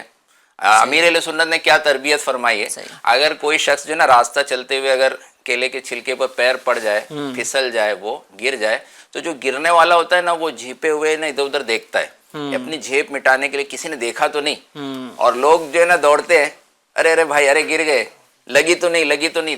آپ فرماتے ہیں اگر جو ہے نا اس کو زیادہ حاجت نہیں ہے اٹھانے کی، وہ خود اٹھ سکتا ہے نا، تو کوئی اس کے پاس نہ جائے، اس کو شرمندگی ہوگی، اس نے دیکھ لیا، اس نے دیکھ لیا گرتے ہوئے۔ ہاں، اگر زیادہ زخمی ہو گیا ہے، مار لگ گئی، اٹھ نہیں پا رہا ہے بیچارہ، پیر ٹوٹ گیا ہے، کچھ ہو گیا ہے، تو پھر جائیں، ورنہ چھوٹا سا تو وہ بندے کو نا بس شرمندگی ہوتی ہے کہ اس نے دیکھ لیا، اس نے دیکھ لیا گرتے ہوئے۔ تو اب ایسے میں بندہ یہ سوچے نا کہ جو مجھے اٹھانے بھی آ رہا ہے، یہ کوئی مطلب ایسی بات نہیں ہے کہ کسی اور سے نہیں ہو سکتی، مجھ سے ہو گئی، کوئی بڑی بات نہیں، اور سامنے والا بھی یہ انداز، ارے بھائی لوگ آ کے ہنستے ہوئے، پھسل گئے، دیکھا نہیں آپ نے، اب ہنسنے لگتے ہیں نا تو وہ اس کو اور شرمندگی ہوتی ہے۔ لیکن کچھ لوگ اتنے فاسٹ ہوتے ہیں حاجی صاحب، اگر وہ گرتے بھی ہیں نا تو وہ شان میں اٹھتے ہیں جیسے کبھی گرے ہی نہیں تھے، یہ انداز بھی ہو رہا ہوتا ہے۔ تو یہ بندہ جو ہے نا دوسروں کے بارے میں اگر بندہ جو ہے نا زیادہ اپنی صحت پر اور اپنے دل و دماغ پر دوسروں کے جو ریئیکشن ہے، دوسروں کے جو انداز ہے، وہ جو کیا ریئیکٹ کرتے ہیں یا میرے بارے میں کیا کہتے ہیں، کیا گمان رکھتے ہیں، یہ زیادہ نہ لینا۔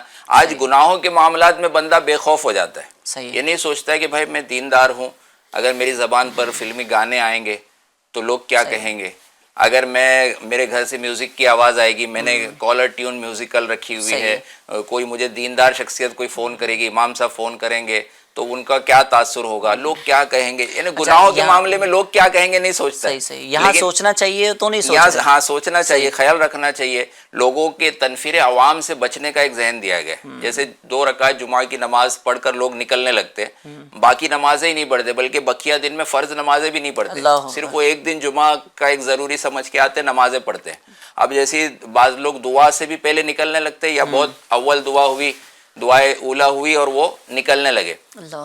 اب یہ بتایا گیا ہے کہ جو بندہ نا سنتیں وغیرہ پڑھنے کا عادی ہے اور اس کو کوئی خاص ضرورت ہے، یا وہ مسجد سے نکل کر قریبی اس کا آفس ہے، قریبی گھر ہے، وہ بقیہ سنتیں وغیرہ گھر پر جا کر پڑھے گا وہ، لیکن اس کو منع کیا گیا ہے کہ یہ جب 2 رکعت پڑھ کے نکلنے والے جب نکل رہے ہیں نا، ان کے ساتھ آپ نہ نکلیے، ورنہ دیکھنے والوں کا گمان کیا ہوگا آپ کے بارے میں کہ آپ بھی لگتا ہے 2 رکعت پڑھ کے جانے والے ہیں، سنتیں چھوڑنے والے ہیں، آپ اگرچہ گھر جا کے پڑھیں گے، حالانکہ ہونا چاہیے یہ حسن ظن یہ رکھنا چاہیے کہ کوئی جا رہا ہے نا تو ہو سکتا ہے کہ کہیں جا کے پڑھے گا، لیکن آج ایسی جگہ تنفیر عوام سے بچنے کے لیے یہ حکم دیا گیا ہے کہ سنتیں لوگوں کے ساتھ ہی ادا کرے، نماز با جماعت ادا کرے، اور ساری چیزیں کہ یہ عوام کے اندر ہے نا تنفیر نہ، نفرت نہ پیدا، بندہ اپنے آپ کو نا تہمت کے مقام پہ بھی پیش نہ کرے۔ ظاہر سی بات ہے اگر اس جگہ پہ جائے گا تو لوگ سوچیں گے اس کے بارے میں، تو ویسے لوگوں کو سوچنا بھی نہیں چاہیے، کیونکہ سوچنے سے بھی منع کیا گیا ہے کہ غلط بات اگر کسی کے بارے میں آپ سوچ رہے تو نہیں سوچیے، ہو سکتا ہے اس کی کوئی مجبوری ہو۔ اچھا، الملفوظ میں جو نا حکایات دی ہوئی ہے، اعلیٰ حضرت نے کچھ واقعات بزرگوں کے نقل فرمائے یہی بدگمانی سے بچنے اور حسن ظن رکھنے میں۔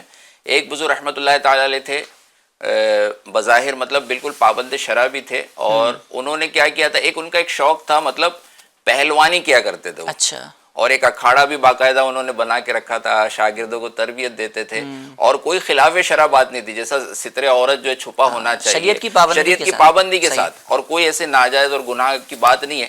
لیکن ایک جو دوسرے بزرگ ایک عالم دین وہاں سے گزر ہوا، وہاں ملاقات کے لیے آئے تو دیکھا کہ انہوں نے اکھاڑا بنا رکھا ہے، پہلوانی کرتے ہیں، یہ اللہ کے نیک بندوں کا یہ معاملے سے کیا، حالانکہ کوئی منع نہیں ہے، بلکہ کرے اگر جسمانی صحت کے لیے، اور یہ سب اچھی بات ہے، لیکن اب انہوں نے زبردستی کی ایک غلط فہمی اور ایک طرح کی جو ہے گمان، ان کو یہ کیا انداز ہے، یہ پال لیا۔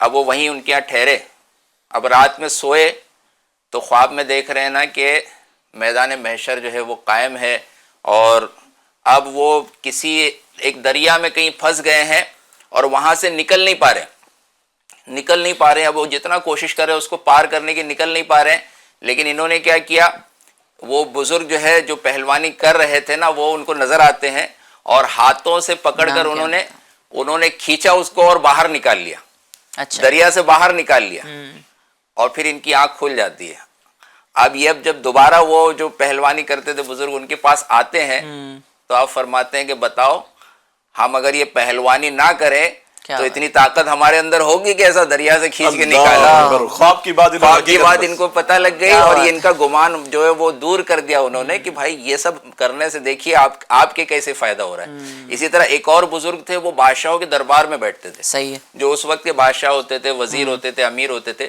بزرگان دین کا, علماء کرام کا خاص طور پہ یہ انداز رہا کہ, اور خاص طور پہ جو ایسے متقی پرہیزگار زاہد عابد و زاہد اولیاء کرام ہوتے تھے, یہ درباروں سے دور رہتے تھے, عمرا سے وزراء سے دور رہتے تھے, درباروں میں نہیں جاتے تھے. لیکن یہ تھے, یہ دربار میں جا کر بادشاہ کے ساتھ بیٹھتے تھے. تو ایک اور بزرگ جو ہے ان کا جانا ہوا تو ان کے دل میں خیال ہے کیسے بزرگ ہے یہ, کیسے اللہ والے کے بادشاہ کو مصاحب بنایا ہے, بادشاہ کے ساتھ بیٹھتے ہیں. اب دل میں خیال آیا تو اب وہ انہی کے پڑوس کے یا کوئی رشتہ داروں کو کچھ لوگ جو ہے نا بے قصور سپاہی پکڑ کے وہاں دربار میں لے آئے. کسی نے مقدمہ, جھوٹا مقدمہ کر دیا تھا, ایسا معاملہ یہ پھنسا دیا گیا.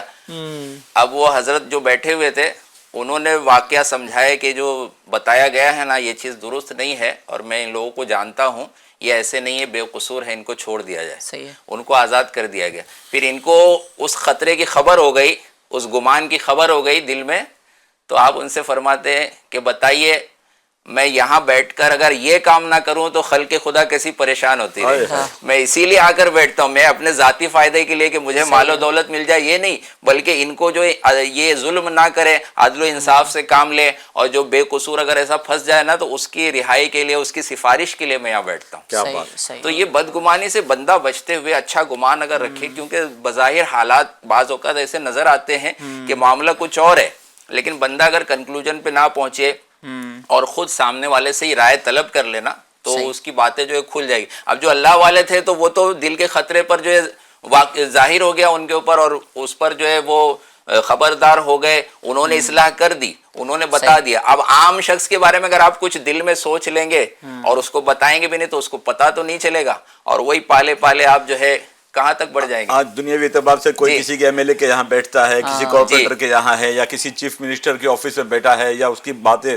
پرائم منسٹر کے ساتھ آتی ہیں, تو بدگمانی نہ کریں. کیا پتا اس منصب کے ذریعے قوم و ملت کو وہ فائدہ پہنچانے چاہ رہا ہے. خاص کر جو خواص لوگ ہوتے ہیں, ہمارے علماء دین ہوتے ہیں, مفتیان شرع متین ہوتے ہیں, تو یہ جو مفتیان اکرام ہوتے ہیں, علماء اکرام ہوتے ہیں, ان کے تعلق سے بہت جلدی بدگمانی ہو جاتی ہے لوگوں کو کہ بھائی یہ وہاں پہ جا رہے ہیں, یہ ان کو یہاں نہیں ہونا چاہیے تھا. چلیں عوام سوچتے ہیں کہ بھائی ہم ہیں تو ہم تو چلیں بگڑے ہوئے ہیں, یہ یہاں کیا کر رہے ہیں. بھائی ہو سکتا ہے کسی مصلحت کے تحت ہو سکتا ہے وہ انہیں سمجھانے گئے ہوں, کوئی کام ہو, ایمرجنسی کام ہو, اور خلاف شرع اگر شریعت نے وہاں پر نہیں روکا ہے تو ہم کون ہوتے ہیں کہ ان کو روکنے والے نا. پہلوانی والی جو بات آپ نے کی نا, اس سے بڑا پیارا مجھے واقعہ یاد آیا. سید جنید بغدادی, سید الطائفہ رحمۃ اللہ تعالیٰ علیہ, آپ بہت مشہور پہلوان تھے. ایک دن اکھاڑے میں جو ہے ایک کمزور نحیف جو ہے وہ شخص آئے اور آپ سے تو پہلوانی کے لیے. اب لوگوں نے کہا کہ اتنے بڑے پہلوان کے سامنے اتنا کمزور, کہا میں جنید بغدادی کو پچھاڑ کے دکھاؤں گا, میں چیلنج کرتا ہوں. لوگوں نے کہا اپنی موت کو کیوں دعوت دیتے ہو, ویسے ہی سنگل پسلی ہو, اس طرح کی کمزور آپ کی کیفیت ہے. کہا نہیں, مجھے ان سے لڑنا ہے, اور اگر ان کو پچھاڑ دیا تو اتنی بڑی رقم ملے گی تو میرا جو ہے نام بھی ہوگا اور میرے گھر کا بھی کام ہوگا. اب جب اکھاڑے میں ملنے کا انداز ہوتا ہے, دونوں ایک دوسرے کے کاندھوں پر ہاتھ رکھتے ہیں. اس شخص نے جو بد مقابل تھے سیدنا جنید بغدادی سے کہا, اے جنید میں ایک آل رسول ہوں, اللہ میں سید زادہ ہوں, اور کئی دنوں سے میرے بچوں نے کچھ کھایا نہیں. اے جنید اگر آپ نے مجھے پچھاڑ دیا, واقعی مجھے پچھاڑ سکتے ہو, لیکن میرے گھر کے بچے بھوکے رہیں گے. یہ سنتے ہی سیدنا جنید بغدادی آل رسول کے قدموں پر قربان ہونے کے لیے اپنے آپ کو زیر کر لیا, اس کو اپنے سینے پر سوار کر لیا. دنیا میں تو لوگوں نے مطلب جنید بغدادی کے بارے میں جو کچھ کہا, لیکن ان کے لیے بشارت آئی, اے جنید تم نے ہماری آل کے لیے یہ کچھ کیا, ہم نے آپ کے لیے اتنا بڑا مقام و مرتبہ منتخب کر لیا. سید الطائفہ کا لقب حاصل ہوا, اور اللہ پاک نے وہ مقام و مرتبہ عطا کی. رحمۃ اللہ تعالیٰ علیہ نے بظاہر تو دنیا کے سامنے تو وہ ہار گئے تھے, لیکن حقیقت میں انہوں نے کامیابی حاصل کی. اللہ اکبر. تو یہ سید آل رسول کا بھی ادب بھی کرنا چاہیے ہمیں, اور جو ہے وہ مطلب غلط فہمیاں بھی نہیں پالنی چاہیے، جو آج کا ہمارا ٹاپک ہے۔ ناظرین اکرام، میسیجز بھی آئے ہیں، کالز بھی آئی ہوئی ہیں، لیکن وقت جو ہے وہ جو ہے اختتام کی جانب ہے، وقت بھی اتنی گنجائش نہیں ہے، لیکن پھر بھی ایک کلام ہم شامل کرتے ہیں۔ بہت اصرار کے ساتھ ایک کلام آیا ہے، تیرا نام خواجہ معین الدین، منقبت خواجہ غریب نواز رحمۃ اللہ تعالی علیہ جو ہے وہ پروگرام میں شامل کرتے ہیں۔ تیرا نام خواجہ معین الدین، تیرا نام خواجہ معین الدین، تو رسول پاک کی آل گئے، تو رسول پاک کی آل گئے، تیری شان خواجہ خواجگاہ، تیری شان خواجہ خواجگاہ، تجھ بے کسو کا خیال گے، تو میرا بگڑا وقت سوار دو، میرا بگڑا وقت سوار دو، میرے خواجہ مجھ کو نواز دو، میرے خواجہ مجھ کو نواز دو، تیری ایک نگاہ کی بات گئے خواجہ، ایک نگاہ خواجہ، ایک نگاہ خواجہ، ایک نگاہ کی بات گئے، میری زندگی کا سوال گئے، یا گاہ ملتی گئے بے غما، یا گاہ ملتی گئے بے غما، یہ بڑے سخی کا گیا ستا، یہ بڑے سخی کا گیا ستا، یا گا سب کی بھر دی ہے جھولیاں، یا گا سب کی بھر دی ہے جھولیاں، یہ درے غریب نواز گئے، یہ درے غریب نواز گئے۔ سبحان اللہ، یہاں بھیک ملتی ہیں بے گما، یہ درے یہ بڑے کریم کا سخی کا ہے آستہ۔ سبحان اللہ۔ حضور خواجہ غریب نواز رحمۃ اللہ تعالیٰ علیہ کی برکتوں سے بھی ہمیں اللہ تبارک و تعالیٰ مالا مال فرمائے، اور ہماری خوش قسمتی ہے کہ ہم ملک عزیز ہندوستان کے باشندے ہیں اور حضور خواجہ غریب نواز رحمۃ اللہ تعالیٰ علیہ کے ٹکڑوں پر پل رہے ہیں۔ اللہ تبارک و تعالیٰ ہمیں بار بار آپ کے دربار کی حاضری بھی نصیب فرمائے۔ ناظرین اکرام، ٹاپک ہے غلط فہمیاں، اور جیسے کہ مظفر بھائی نے بتایا بھی کہ غلط فہمیاں کا جو سبب، بہت سارے اسباب ہوتے ہیں جس سبب سے جو ہے وہ بندہ غلط فہمیوں کا شکار ہو جاتا ہے، اور بدگمانی بھی، بدگمانی جب یہ غلط فہمی آتی ہے تو اگر اس کو وہیں پہ نہ روکا جائے، تھوڑا سا اور طول دیا جائے، پھر دوسری غلط فہمی آنے لگتی ہے، ایک سے دوسری غلط فہمی بنی، دوسری سے تیسری غلط فہمی بنی، پھر اس کے اچھے کام بھی ہمیں برے نظر آ رہے ہوتے ہیں، پھر وہ بنتے ایک اسٹیج ایسا ہوتا ہے کہ اب اس کے بارے میں بندہ بدگمانی ہو جاتا ہے، اب بندہ یعنی یہ سوچنے لگتا ہے کہ اب یہ جو کرے گا وہ غلط ہی کرے گا، یا جو سوچے گا میرے بارے میں وہ غلط ہی سوچے گا، ہے نا، حالانکہ ایسا نہیں ہو رہا ہوتا۔ کیا فرمائیں گے حاجی صاحب؟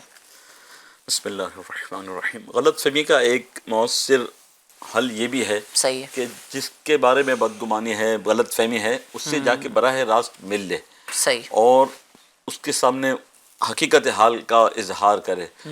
ظاہر سی بات ہے جب اس کے سامنے حقیقت کا انکشاف ہوگا تو وہ بھی شرمندہ ہوگا کہ میں نے تو یہ بدگمانیاں کر رکھی تھی، میں نے آپ کے بارے میں یہ مسکنسیپشنز تھے، دوست کے پاس چلا جائے، یہ ہے بڑا مشکل امر، بہت مشکل کام، مشکل کام ہے۔ بہت مشکل۔ انہیں یہ ان چیزوں کو روکتا ہے ایگو، جو میں اس کے پاس کیوں جاؤں، اگر اس کو وضاحت چاہیے تو وہ میرے پاس آئے، اور وہ شیطان، چونکہ ہم جنگل میں رہتے نہیں، ہم آبادی میں ہیں، اس معاشرے میں ہیں، یہاں پر غلط فہمیاں آنی تو آنی ہی ہے، انہیں یہ اس کا کوئی وہ نہیں ہے کہ نہیں آئے گی، ہم معصوم نہیں ہیں کہ ہمارے دل و دماغ میں غلط فہمیاں نہ پنپے، یہ غلط فہمیاں پنپے گی، لیکن اس کا تدارک یہ ہے کہ ہم اس کے پاس جائیں اور جا کر اس کو خلاصہ کریں، اب اس کے دل میں محبت بڑھے گی، آپ کا وقار بڑھے گا۔ حدیث شریف میں بھی ہے من تواضع للہ فقد رفعہ، کیا بات ہے، سبحان اللہ، کہ جو اللہ کے لیے عاجزی کے ساری اختیار کرے، تواضع اختیار کرے، اللہ پاک ان کے مقام و مرتبے کو بلندی عطا فرماتا ہے۔ اس میں تو پہل کرنی چاہیے، پہل کرنی خود جانا چاہیے، اس میں ورنہ کیا اسلامی بھائی یہی سوچ رہے ہوتے ہیں یار دیکھیے جیسے میں جا سکتا ہوں ویسے وہ بھی آ سکتا ہے، میں کیوں جاؤں، وہ بھی تو آ سکتا ہے۔ اتنے گہرے تعلقات ہوتے ہیں، اتنے گہرے دوست ہوتے ہیں کہ چھوٹی سی چھوٹی بات پہ دونوں الگ ہوئے اور پھر وہ غلط فہمیاں سالوں سال چل رہی ہیں، مہینوں مہینے چل رہی ہیں۔ اب اللہ تبارک و تعالیٰ کا کرم ہو جائے کہ کوئی خوش نصیب بندہ آ کے ان میں صلح کروا دے، وہ ایک الگ بات ہے، لیکن یہ خود کوشش نہیں کر رہا ہوتا ہے بندہ کہ میں کیوں جاؤں۔ اچھا باتیں جو ہے نا چھوٹی چھوٹی باتوں سے شروع ہوتی ہے، جیسے بھائی ساتھ میں پڑھتے تھے کالج میں یا جامعہ میں، تو آج یہ اکیلے ناشتہ کرنے کیسے چلا گیا؟ صحیح ہے، ہمیشہ میرے ساتھ کیا کرتا تھا، آج یہ اکیلے چلا گیا ناشتہ کرنے۔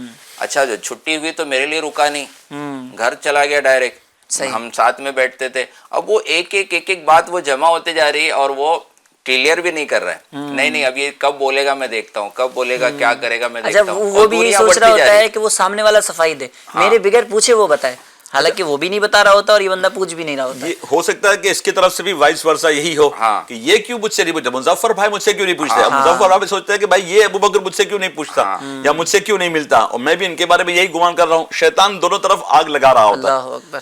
اب جب دونوں طرف آگ ہوگی تو آگ سے آگ تو بجھتی نہیں ہے حاجی صاحب، بالکل، ایک طرف پانی تو ڈالنا ہی پڑے گا۔ جی اسی طریقے سے میاں بیوی کا معاملہ ہے، چھوٹی چھوٹی باتیں، اب بیوی یہ شک کرتی ہے کہ میرے شوہر کا کسی کے ساتھ افیئر ہے، معاذ اللہ، تو اب یہ اکثر گھروں میں یہ مطلب جو ہے یہ جو ہے نا زوجین والا جو معاملہ ہوتا ہے اس کے اندر بہت زیادہ دیکھنے کو ملتا ہے۔ اب دیکھیں کوئی عورت جو ہے وہ کھڑکی کے پاس کھڑی ہے نا، کھڑکی کے سامنے اس کے گھر کے سامنے ایک گارڈن ہے، دور گارڈن میں ایک بندہ بیٹھا ہوا ہے، ایک نوجوان ہٹا کھٹا مرد بیٹھا ہوا ہے، اور جو عورت کھڑی ہوئی دیکھ رہی ہے۔ اب اس کا شوہر آتا ہے اور وہ دیکھتا ہے کہ یار کھڑکی کے پاس سے کسی کو دیکھ رہی ہے۔ اچھا جب چیز دور ہوتی ہے نا تو نظر کے احاطے میں بہت ساری چیزیں آ رہی ہوتی ہیں، ایگزیکٹلی ہم یہ نہیں بتا سکتے کہ یہ بندہ اس چیز کو دیکھ رہا ہے، بلکہ اس کی ہو سکتا ہے کہ وہ دوسری چیز کو بھی نظر دیکھ رہا ہو۔ قریب ہوتی ہے چیز تو سمجھ میں آتا ہے کہ ہاں چلے میں ابھی گلاس کو دیکھ رہا ہوں، تو میرے سامنے رکھا ہوا گلاس تو مجھے پتا ہے، آپ کو بھی پتا چل رہا ہے کہ میں گلاس دیکھ رہا ہوں۔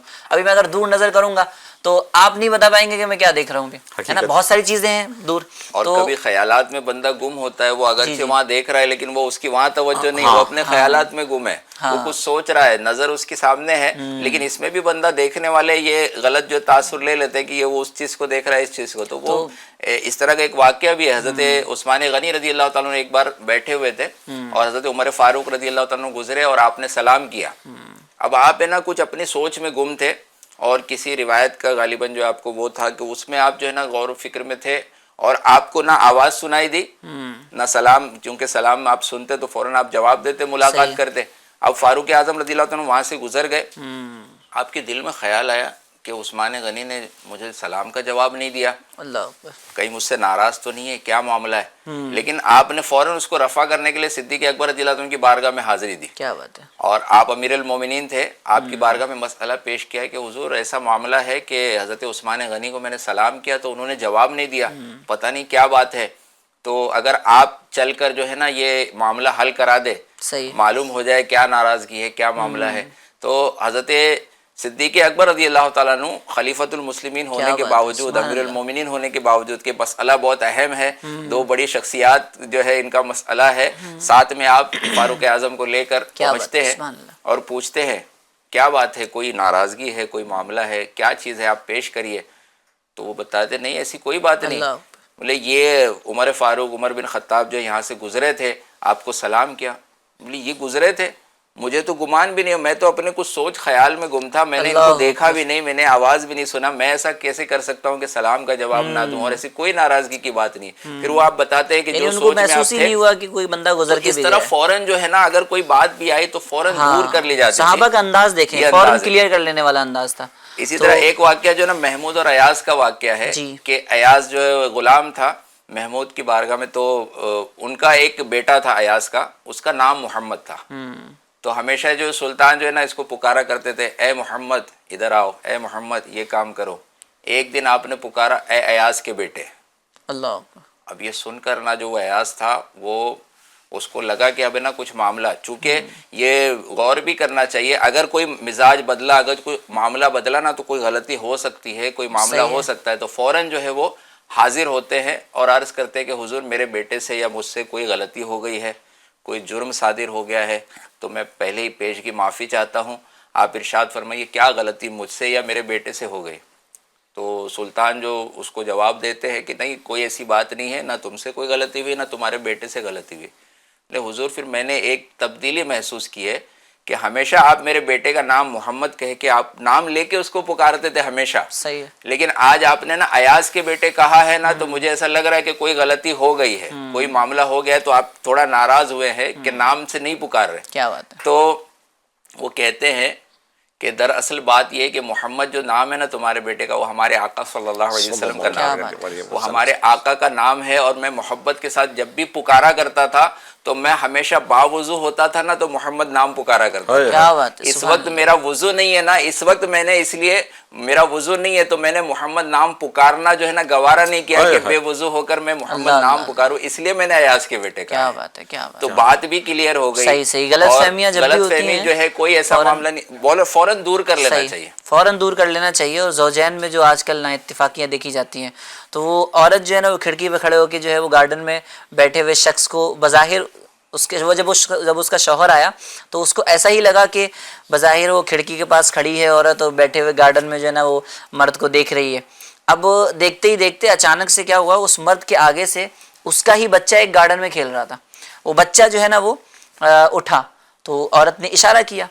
اب اس کو وہ بائیں طرف تھا، اس کو نظر ہی نہیں آ رہا کہ بچہ بھی ہے وہاں پہ. اور اب عورت جو ہے نا وہ اشارہ کر رہی ہے اس بچے کی طرف. اب اس کو ایسا لگ رہا ہے نا کہ یہ وہ دوسرے شوہر کی دوسرے مرد کی طرف اشارہ کر رہی ہے. اور وہ جو دوسرا مرد تھا نا وہ اس کے شوہر سے بھی زیادہ خوبصورت تھا. معاملہ اور بڑھ گیا. پھر جب بعد میں پتہ چلا نا کہ یہ بچے کی طرف اشارہ کر رہی تھی تو اس کو افسوس بھی ہوا بہت سارا. تو ظاہر سی بات ہے جب غلط فہمیاں بندہ پالتا ہے تو جب بعد میں پتہ چل رہا ہوتا ہے، کلیئر جب بندہ ہوتا ہے تو پھر اسے افسوس بھی ہو رہا ہوتا ہے. تو آپ نے جو واحد حل بتایا یہ بہت زبردست ہے کہ جیسی ہی غلط فہمی ہو ناظرین فوراً کلیئر کر لینی چاہیے. اس کو جیسے ہی بڑھنے دیں گے نا تو مسائل اور بڑھتے چلے جائیں گے. بہت ساری ڈسکشن ہے اور بہت بڑا ٹاپک ہے اور بھی بہت ساری باتیں ہو سکتی ہیں، لیکن جو ہے وہ پروگرام کا وقت بھی اختتام کی جانب ہے. حاجی صاحب کے چہرے سے مجھے لگ رہا ہے اور بھی بہت کچھ کہنا چاہ رہے ہیں، لیکن انشاءاللہ عز و جل پھر کسی پروگرام میں مزید گفتگو کریں گے. آخر میں ایک عرض کر دوں جی کہ اس جملے کو یا اس صفت کو جو بدگمانی ہے یا مس انڈرسٹینڈنگ ہے یا جو ہے غلط فہمی ہے، اس کو اپنی زندگی کی کتاب سے نکال دیا. اللہ یہ اگر نکال دیں گے تو زندگی بڑی خوشگوار ہوگی. اور کسی نے کہا بہت اچھا کہا ہے، جب غلط فہمیوں کے بازار میں جب مندی آئے گی، جب غلط فہمیوں کے بازار میں جب مندی آئے گی تو خوشحالی کے بازار ہری بھری ہو جائے گی. کیا بات ہے. سبحان اللہ. خوشحالی ہوگی، شادمانی ہوگی. بدگمانیاں، غلط فہمیاں، مس انڈرسٹینڈنگوں کا مطلب دفن کر دے اس کو انشاءاللہ، فائدہ ہی فائدہ ہوگا. صحیح. بندہ ریلیکس رہے، جلدی کسی چیز کے بارے میں فیصلہ نہ لے، تھوڑا سوچ لے، سمجھ لے. کوئی چیز ہے تو اس کو کلیئر کر لے. ایک مس انڈرسٹینڈنگ کا نقصان کیا ہے پتہ ہے؟ کہ لوگ بی پی ان کا ہائی ہو جاتا ہے، بلڈ پریشر ہائی ہو جاتا ہے یا لو ہو جاتا ہے، پھر ڈپریشن میں پڑ جاتے ہیں. وہ سوچ کر ڈائبٹک پیشنٹ بن جاتے ہیں. خود کا ہی نقصان ہو رہا ہوتا ہے. نقصان ہوتا ہے. یہ اپنی ہی آگ میں جل رہے ہوتے ہیں. یہ بیچارے یہ غلط فہمی کی وجہ سے نہ جانے کتنے خود اپنے آپ پر جو ہے نا وہ موذی بیماریوں کو اوڑھ رہے ہوتے ہیں. اب آپ خود سوچیں ناظرین، ایک سوال میں آپ سے کرتا ہوں. آپ نے غلط فہمی پالی، ٹھیک ہے، آپ نے اپنے آپ کو ٹینشن میں ڈالا، اپنے آپ کو جو ہے وہ پریشانی میں ڈالا. آپ یہ بتائیں آپ کو اس سے فائدہ کیا ہوا؟ کوئی دینی فائدہ ہوا؟ کوئی دنیاوی فائدہ ہوا؟ کچھ نہیں ہوا. بندہ بدگمانی کرتا ہے، غلط فہمی کا جو ہے وہ شکار ہوتا ہے، خود بھی نقصان کر رہا ہے، بے سکونی آ رہی ہے، اور پھر جو ہے نا اسے نا زندگی گزارنے میں مزہ آ رہا ہے، اور پھر جو ہے نا وہ بہت سارے معاملات بھی اس کے ڈسٹرب ہو رہے ہیں، پرسنل لائف ڈسٹرب. امیر علیہ سنت نے اس کا نسخہ کیمیا دیا ہے کہ مجھے کوئی گالی دے، مجھے برا بھلا کہے، میرے بارے میں کچھ بھی اول فول بکے، یا حتیٰ کہ مجھے ضرر پہنچائے، ایون مجھے اگر کوئی قتل کر دے، شہید بھی کر دے، تو میں نے اپنے قاتل کے حق کو جو میرا حق ہے میں وہ بھی معاف کرتا ہوں. اس وجہ سے بندہ اتنا ریلیکسڈ رہتا ہے. آپ یقین جانیے ابھی میں نے کل ہی پرسوں ہی میں نے اپنے میڈیکل ٹیسٹ کروائے، بحمد تعالیٰ 60 سال کی عمر ہونے آئی ہے، نہ بی پی ہے نہ شوگر ہے، بحمد تعالیٰ. تو یہ ذہن کیا ہے مرشد کے مطلب اتباع میں، مرشد کے طریقہ کار پر عمل کرتے ہوئے اپنے سارے معاف کیے ہوئے ہیں. اب جب معاف کیا ہوا ہے بندہ ایک دم سکون ہوتا ہے نا حاجی صاحب، پرسکون میں رہتا ہے. ایک دم ٹینشن ہی نہیں ہے. کوئی نہ فکر ہے نہ ٹینشن ہے، آرام سے بندہ ریلیکس ہو کے رہے اور خود بھی جو ہے وہ فائدہ، وہ اللہ کی نعمتوں سے فائدہ اٹھائے اور دوسروں کو بھی جو ہے نا اسی وہ لیے سکون کہاں کا ہے باعث بنے۔ غلط ہے یہ، ٹینشن لینے کا نہیں، ٹینشن دینے کا، تو اس کو ٹینشن یوں کر دینے کے کا بھی نہیں ہے، ہاں وہی اسی کو میں کریکٹ کر کے کہوں گا جی، کہ جی، جی۔ ٹینشن نہ لینا ہے نہ کسی کو دینا ہے۔ اللہ صحیح صحیح صحیح، نہ ٹینشن لینی ہے نہ ٹینشن دینی ہے، خوشگوار زندگی گزارنی ہے، خوشنما ماحول بنانا ہے، بلکہ کوئی اگر ٹینشن میں ہے تو اس کو بھی ریلیکس کرنے کی اور اس کے سکون کا بھی سبب بننا ہے۔ ناظرین اکرام، بہت ساری گفتگو ہوئی ہے، بہت سارا ڈسکشن بھی ہوا ہے، ہمارا پروگرام بھی اختتام کی جانب ہے۔ انشاءاللہ پھر ملاقات ہوتی ہے کسی نئے پروگرام میں اور نئے ٹاپک کے ساتھ، جب تک کے لیے اپنا خوب خیال رکھیے، دعاؤں میں یاد رکھیے۔ آئیے اب ساتھ میں مل کر انشاءاللہ درود و سلام پڑھ لیتے ہیں۔ یا حبیبی مرحبا، یا حبیبی مرحبا، جد الحسینی مرحبا، یا نور العینی مرحبا، کعبے کے بدرو دجا تم پہ کروڑوں درود، طیبہ کے شمس و ضحیٰ تم پہ کروڑوں درود، آنکھ عطا کیجئے اس میں ضیا دیجئے، جلوہ قریب آ گیا تم پہ کروڑوں درود، گردے نیکم میں کمین مہنگے کوڑی کے تین، کون ہمیں پالتا تم پہ کروڑوں درود، ایسوں کو نعمت کھلا دودھ کے شربت پلا، ایسوں کو ایسی رضا تم پہ کروڑوں درود، ہم نے خطا میں نہ کی تم نے عطا میں نہ کی، کوئی کمی سرورا تم پہ کروڑوں درود، یا حبیبی مرحبا، یا حبیبی مرحبا، جد الحسینی مرحبا، یا نور العینی مرحبا۔ الصلاۃ والسلام علیک یا رسول اللہ وعلی آلک و اصحابک یا حبیب اللہ، الصلاۃ والسلام علیک یا نبی اللہ وعلی آلک و اصحابک یا نور اللہ، الحمدللہ رب العالمین والصلاۃ والسلام علی سید الانبیاء والمرسلین، اللہم ربنا آتنا فی الدنیا حسنہ وفی الآخرۃ حسنہ وقنا عذاب النار وقنا عذاب القبر، اللہم اجرنا من النار، یا رحمان یا رحیم۔ یا اللہ تبارک و تعالیٰ، یہاں پر ہمارا جمع ہونا اور تیرا ذکر کرنا، تیرے محبوب بندوں کا ذکر کرنا، تیری امت کی، ہم سب کی اصلاح کا سامان کرنے کی کوشش کرنا اپنی بارگاہ میں قبول فرما۔ یا اللہ عز و جل، جو ہماری دعاؤں میں شامل ہیں، جو ناظرین ہمیں دیکھ رہے ہیں، یا اللہ عز و جل ان تمام کی نیک جائز تمناؤں کو، آرزوؤں کو، التجاؤں کو اپنی بارگاہ میں قبول فرما۔ جہاں جہاں مسلمان پریشان حال ہیں، جہاں جہاں مسلمان ستائے جا رہے ہیں، جہاں جہاں مسلمان ظلم کے نیچے دبے ہوئے ہیں، ان تمام کی غیب سے مدد فرما۔ کہتے رہتے ہیں دعا کے واسطے بندے تیرے، کر دے پوری آرزو ہر بے کس و مجبور کی۔ وصلی اللہ تعالی علی خیر خلقہ ونور عرشہ وزینت فرشہ محمد وعلی آلہ وصحابہ اجمعین برحمتک یا ارحم الراحمین، حق لا الہ الا اللہ محمد رسول اللہ۔ تیری رضا پہ کھلے آنکھ، لب پہ ہو